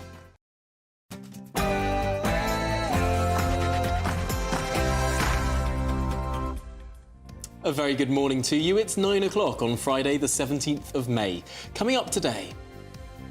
Chancellor Jeremy Hunt is set to pledge further tax cuts as he warns a Labour government will raise taxes as sure as night follows day. Yes, Jeremy Hunt has now decided that it's time for the Conservatives to return to their low tax roots. But after the last 5 years, will voters believe them? Find out more with me very soon. That's all as a GB News People's poll reveals that the majority of Britons remain unsure about whether Starmer is ready for the top job. Devon's dirty water crisis. Cow manure is thought to be the cause of a parasitic outbreak that has left dozens of people ill as schools shut amid the chaos. After a pub refuses a woman attempting to pay with a £20 note, we're asking this morning, is it right for businesses to turn their noses up at physical cash? New research reveals that young entrepreneurs are working almost a day and a half extra per week compared to the rest of us. We'll be finding out more about how they fit everything in. Good morning. It's going to be a warmer day for most of us today, but there is a risk of thunderstorms for some. Find out all the details with me a little later on. Very good morning to you. I'm Tom Harwood. And I'm Ellie Costello, and this is Breakfast on GB News.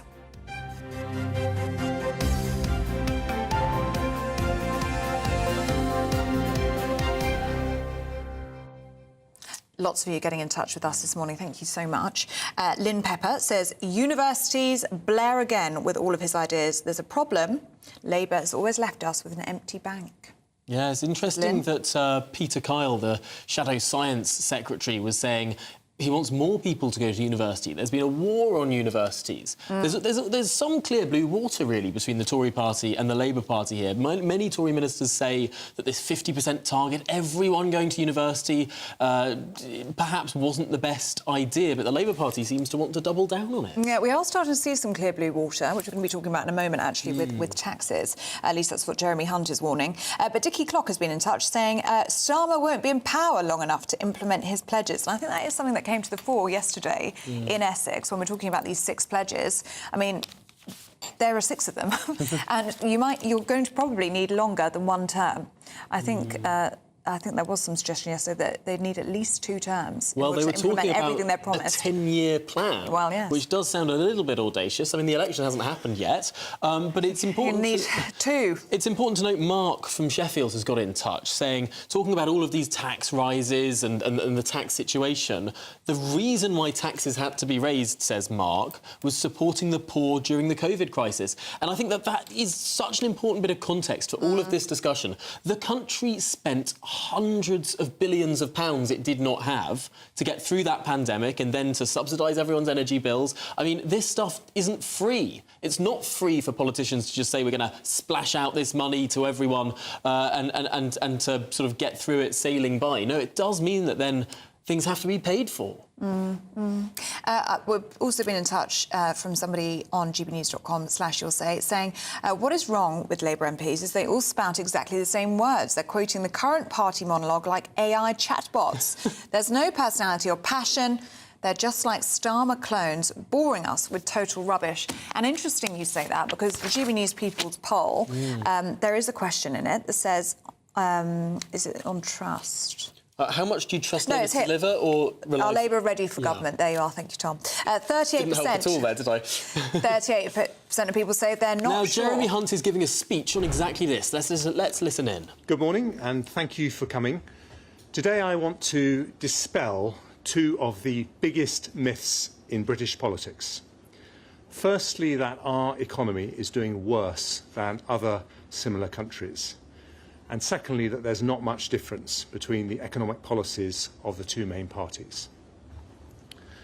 Since 2010, the UK economy has faced not 1, but 3 massive external shocks, dealing with the consequences of the financial crisis, a once-in-a-century pandemic, and a 1970s-style energy shock caused by the invasion of Ukraine. Each time, Conservative governments have done what people elect Conservative governments to do, to take the tough and difficult decisions necessary to put the economy back on its feet. Indeed, that is exactly what Rishi Sunak and I have done since taking office just over 18 months ago. Back then, inflation was over 11%. The Bank of England said we faced the longest recession in a century. The OBR said we would see the biggest fall in living standards on record. Families were worried about their future. But what actually happened? Inflation has fallen to just 3.2% and is expected to fall further next week. According to the ONS last week, the UK economy has not just exited a technical recession, but is now growing faster than any large European country, faster even than the United States. In other words, working with the Bank of England, we have delivered the soft landing many thought impossible. To point out, as the Labour Party do, that living standards have fallen this Parliament without mentioning the pandemic or the energy crisis is taking everyone for fools. In fact, a Conservative government protected living standards with an unprecedented £3,200 in cost of living support for the average family. And as a result, in the last year, living standards grew by 1.3%, despite the OBR predicting they would fall by more than double that amount. And real wages have gone up for 10 months in a row, giving families confidence that we are winning the battle against inflation. Even more significantly, we have used the last 18 months to take profoundly important decisions for the future of the economy. Tackling labour shortages for companies wanting to expand with childcare reforms, pension tax changes and welfare reforms. Tackling our productivity gap with the most generous investment allowances of any developed country, something the CBI called a game changer that will fire up the British economy. Unblocking delays to infrastructure projects with planning reform, boosting clean energy projects by speeding up access to the national grid, and securing more capital for growth industries with the Mansion House reforms which back our technology sector, now double the size of Germany's and 3 times the size of France's. But it isn't just what the Prime Minister and I have done over the last year. Over the last 14 years, our Conservative predecessors have taken equally difficult decisions. And today, we can see the results. 4 million more jobs, more new jobs than nearly anywhere else in Europe. Indeed, around 800 more jobs for every single day Conservative governments have been in office. More greenfield foreign direct investment than anywhere in the world except the United States and China. Faster growth than any large European economy, or indeed Japan, and the IMF predicting that we will continue to grow faster than any of those countries over the next 6 years. Has that growth been lower than more benign periods when we haven't had similar international shocks? Of course. But has that growth been higher than it would have been without Conservative governments prepared to take difficult decisions to put the economy back on its feet after those shocks? Of course, again. And that is why the record of the last 14 years, more jobs, more investment and more growth than our neighbours, demonstrates that we have rewarded the trust of people who vote Conservative because they trust us to do the right thing on the economy. But this is an election year. People won't just make a judgment about our record, they make a choice about the future. Naturally, faced with that economic record, it suits Labour to say they won't be making any big changes to Conservative economic policy. But it's also a myth. Indeed, the second big myth in British politics today. Because when it comes to Labour policies on jobs, welfare reform and tax, the difference, if they are elected, will be profound and damaging for every family in the country. Let's start with jobs. The president of the CBI described the UK as a job-creating factory. That's because over the last 14 years, we have painstakingly built one of the most flexible labour markets in Europe. But Angela Rayner wants 70 new burdens on employers, which would turn that job-creating factory into a French-style, inflexible labour market. Now, it may sound good to offer full employment rights from day one, and certainly pleases the unions. But if the impact is fewer new jobs, then the impact on young people and families up and down the country will be an unmitigated tragedy. Unemployment in France is nearly double the UK. Indeed, it's not far off where it was under the last Labour government here. We must not turn the clock back. On welfare reform, Labour has said they are against sanctions. That will mean more people on our welfare rolls, not less.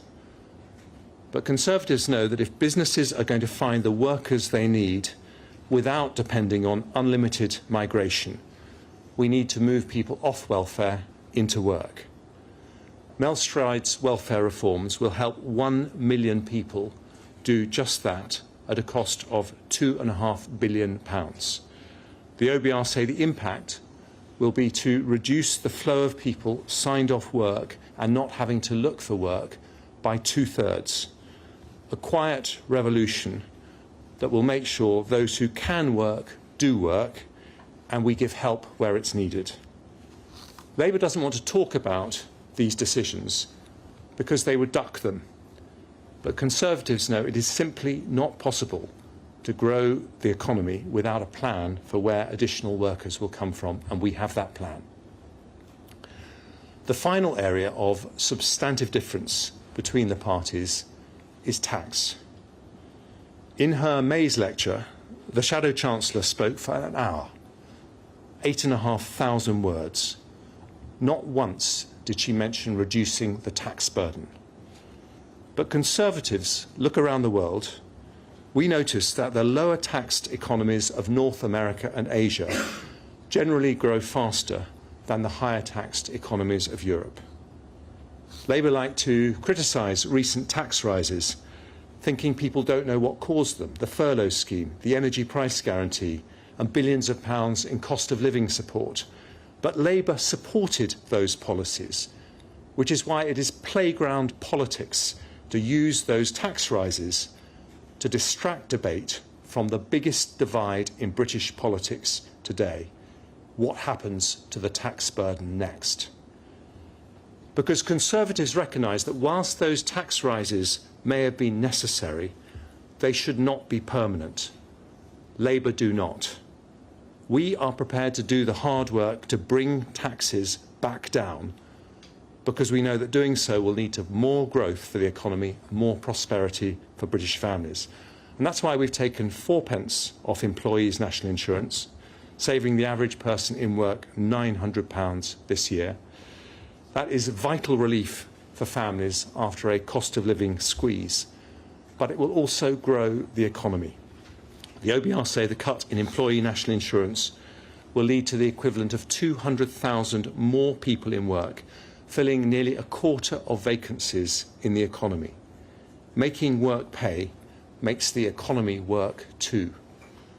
As a result of these changes, since 2010, the effective tax paid by someone on an average salary has fallen under Conservative governments from 24% to 19%. Combined with increases to the national living wage, that means the after-tax income of someone on the lowest legally payable wage has gone up by 35%. And we're not stopping there. If we can afford to go further responsibly to reduce the double tax on work this autumn, that is what I will do. Because over time, we make no apology for wanting to keep cutting the double tax on work until it's gone, but only when we can do so without increasing borrowing and without cutting funding for public services or pensions. Labour's approach is different. Every single Labour government since the 1970s has increased the tax burden. As we know, global shocks have sometimes forced Conservative governments to do the same, as I did in the autumn statement of 22. But Conservative governments never do so by choice, and we've never accepted such decisions need to be permanent. That is why since that autumn statement, decisions in my fiscal events have reduced the tax burden by nearly 1% of GDP compared to what it would have been. Labour makes a different choice. For them, higher tax is a means to a progressive end, and today we produce the evidence that taxes would go up under a future Labour government. We are publishing 15 new official costings of announced Labour policies that show their commitments cost a total of £59 billion over the next 4 years. That's not even an exhaustive list of their commitments, just the ones they've talked about most visibly. Given their fiscal rules, the only way to pay for such huge spending commitments is to raise taxes by considerably more than the £20 billion of tax increases they have already outlined. In fact, the gap between what they will spend and what they will raise, according to these independent official costings, is £38 billion, or £2,100 per working household. Keir Starmer's first step, pie we heard yesterday, but to help himself to you and your family's wallets. Crucially, in the final year of this forecast, Labour would need to raise taxes by more than £10 billion or break their fiscal rules. That is the equivalent of 2p on employee national insurance, the very 2p they refused to vote for after the spring budget. Now, they may hope people won't notice. They may try to distract people by claiming the government has its own black hole of £46 billion as a result of our ambition to abolish employee national insurance over time. But this is nonsense, as even Torsten Bell at the Resolution Foundation has said. Because unlike Labour's commitments, which are for the next Parliament, our ambition has no time commitment, because we've been explicit that we will only deliver it when it can be afforded. It will come through growth in the economy and not by increasing borrowing or cutting spending. It is frankly disgusting to try to scare pensioners by misrepresenting that policy, but it won't fool anyone. With £38 billion of unfunded spending pledges in the next Parliament, taxes will go up under any future Labour government, as sure as night follows day. But taxes will go down under a Conservative government, because we will do the hard work necessary to keep our economy competitive. So my challenge to the Labour Party today is simple. You refuse to vote for the national insurance cuts in the budget, so come clean with the British people. Are you planning to reverse them?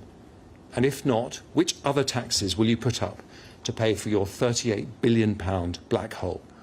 Because on tax, jobs and welfare reform, there isn't just clear blue water between the parties, there is deep blue water, an ocean of deep blue water that is the difference between more jobs or fewer jobs, more people on welfare or fewer, tax cuts or tax rises, more growth or less growth. In short, a prosperous future or a poorer one. Thank you. I'm happy to take questions.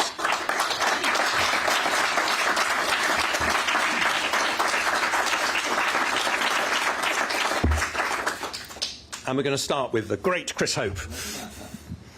Chancellor, thank you for taking GB News' question. You say you want to cut taxes. You've been saying that for months. But you have cut national insurance twice, £900 off the average person tax bill. But you've frozen tax thresholds and the polls aren't shifting. Why not? Is it you, your party, the country wants to change, possibly? And just secondly, do you want a second budget pre-election to cut taxes? It is, you know, not a great insight, with greatest respect to you, Chris, to say that putting up taxes, as I had to do in the autumn statement in 22, is not popular. But it was the right thing to do for the economy. And we can see today, when the IMF are saying that our economy will grow faster than any major European country over the next 6 years, that those decisions have been the right ones. They paid off, and that's why we took them. But now we are in an election year, and if people are worried about tax, then I would just say one very simple thing. There is a choice. The Labour government, the Labour Party does not want, and a future Labour government does not want, to cut the tax burden. A future Conservative government will. That is the big choice in British politics. And our argument is, this isn't just about family budgets. We understand how important those are when it comes to cost of living pressures. Our argument is, this is about the future growth of the economy, because we can see, looking around the world, that more lightly taxed economies have more dynamic private sectors, they grow faster, and in the end that is more money for precious public services like the NHS. Second budget? Well, that was the Chancellor, Jeremy Hunt, giving a speech on what he describes will be tax rises under Labour, and taking a question from our own political editor, Christopher Hope. We should say that he says that the UK has avoided what was predicted to be the longest recession in our history, saying that instead the government delivered a soft landing. He accused the Labour Party of 70 new burdens on businesses proposed by Angela Rayner, creating a French-style economy with twice the level of unemployment when compared to the UK. He said that the Shadow Chancellor, Rachel Reeves, in her recent May's lecture, spoke for an hour but didn't once talk about cutting taxes. And indeed, he said that Labour has a £38 billion black hole and has not committed to pay for much of its spending, saying that it doesn't say whether it'll reverse or not his recent national insurance tax cuts. There was a lot there. Our political correspondent Olivia Utley was listening to it all. And Olivia, what on earth does this mean? It feels like we are now in the midst of an election campaign. It really does feel as though we're right in the middle of that general election campaign. I think that was the most unashamedly Conservative speech that we've ever heard from Jeremy Hunt. Right at the end there, when he was answering Chris's question, he said that Conservatives want to keep taxes low, not just for the sake of family budgets, but also to grow the economy. And because it's been proved that countries with lower taxes have a more dynamic public sector, etc. That is a message we very rarely hear hear from Conservative government ministers. And there are lots of backbench Conservatives who have been saying that we need to hear that message more often. We heard a lot there also about Jeremy Hunt's cuts to national insurance tax. He cut national insurance both in the autumn budget and in the spring budget this year. Labour didn't vote for those national insurance cuts, saying that it could end up damaging pensioners. National insurance is something which is only paid by workers, and so Labour argues that the danger is if you end up cutting national insurance, you'll just put the tax elsewhere and pensioners will bear the brunt of it. Jeremy Hunt said explicitly there that that's not true. He wants to cut national insurance without raising income tax, and he challenged Labour, which I thought was very interesting, to say whether or not they would reverse the national insurance cuts that Jeremy Hunt has brought in. It was an interesting message there, and I think one which we will hear a lot more of over the coming weeks and months. There's not just clear blue water between Labour and the Conservatives. There is a deep ocean of clear blue water, lots and lots of blue water between the Conservatives and Labour. And it was all framed as sort of philosophical. It was about, yes, the Conservatives raise taxes when necessary and temporarily during a pandemic or during an energy crisis. But fundamentally, Jeremy Hunt said, Conservatives believe that tax should be low, whereas fundamentally, he said, Labour believes that taxes should be high, that high taxes are the sort of key to a progressive future. Now that, again, is a message that we don't often hear from Conservative politicians, and it's one that lots of backbench Conservatives will be cheering from the rafters about. Of course, the question for Jeremy Hunt is it just all a bit too late? There haven't really been Conservatives making the argument for a low tax state, not seriously, for the past 14 years, perhaps with a few exceptions. A few months out from an election, will that message really hit home? It's a good question. Olivia Utley there for us in Westminster. Thank you very much indeed. That is it from us today. Thank you, Tom. Thank you, Ellie. It's been a pleasure. It's been good to have you. And it'll be myself and Anne tomorrow and on Sunday doing breakfast. Up next is Britain's Newsroom with Ben and Nana. A brighter outlook with Box Solar, sponsors of weather on GB News. Hello, good morning. Welcome to your latest GB News weather update. It's going to be a much warmer day for most of us today, but there will be a mix of sunshine and also some showers that could turn a little bit heavier later on this afternoon. But it's a bit of a cloudy start for parts of northern England, southern Scotland. That cloud should lift and break up as we head towards the afternoon. And actually across more southern areas of England and Wales, where it's a fairly bright start, we'll see a bit more in the way of cloud bubbling up. But it should stay bright for parts of Northern Ireland and much of Scotland well into the afternoon. And in the sunshine, it's going to be feeling fairly warm. Widely, we'll be getting into the low 20s, but it will be a slightly cooler day for the far north of Scotland.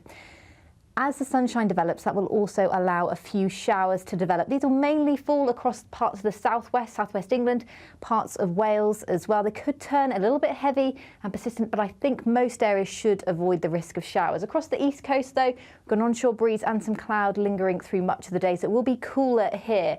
And across the central belt, well, we could see some heavy showers, possibly thundery showers developing later on this afternoon into the early evening. Now, that cloud across the coast will push further inland through this evening, but it should be a fairly dry night across the UK. You could see some drizzly rain for a time when we do see the cloud thick enough, but I think most areas should stay dry, and there'll be long-lived clear spells across more western areas. Into the southeast, though, notice we see some more persistent rain, and that will become a feature through Saturday, but it's going to be another fairly mild night for the time of year. So a bit of a wet start across the southeast to Saturday. Elsewhere, cloudy but fairly dry. This area of rain will push further west through the day, turning more showery, and will affect parts of the southwest of England, southern areas of Wales. That's where the greatest risk of showers is through the day, and once again also across central areas of Scotland. But elsewhere there'll be a mix of sunshine and showers through Saturday, and in the sunshine it won't feel too bad at all. Have a great day. Bye-bye. That warm feeling inside from Boxed Boilers, sponsors of weather on GB News.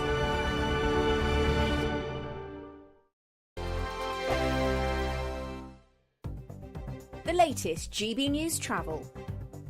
Good morning. There's disruption to Calmac Inner Hebrides sailings this morning because of a technical problem and delays possible too to Firth of Clyde sailings. The M2 in Antrim is partly blocked towards Belfast by an accident at junction 2 at Greencastle, causing queues. In South Yorkshire, Prince of Wales Road in Sheffield is blocked southbound off the A630 Sheffield Parkway after an accident causing queues. In Lincolnshire, the A46 is partly blocked by an accident southwest of Lincoln at Thorpe on the Hill, causing delays. There are delays of up to 3/4 of an hour. Some cancelled trains between Leicester and Birmingham New Street thanks to a trespasser. On the M26 in Kent, there are westbound queues towards the M25 because of roadworks. In West Sussex, the A27 is partly blocked westbound where a crane's broken down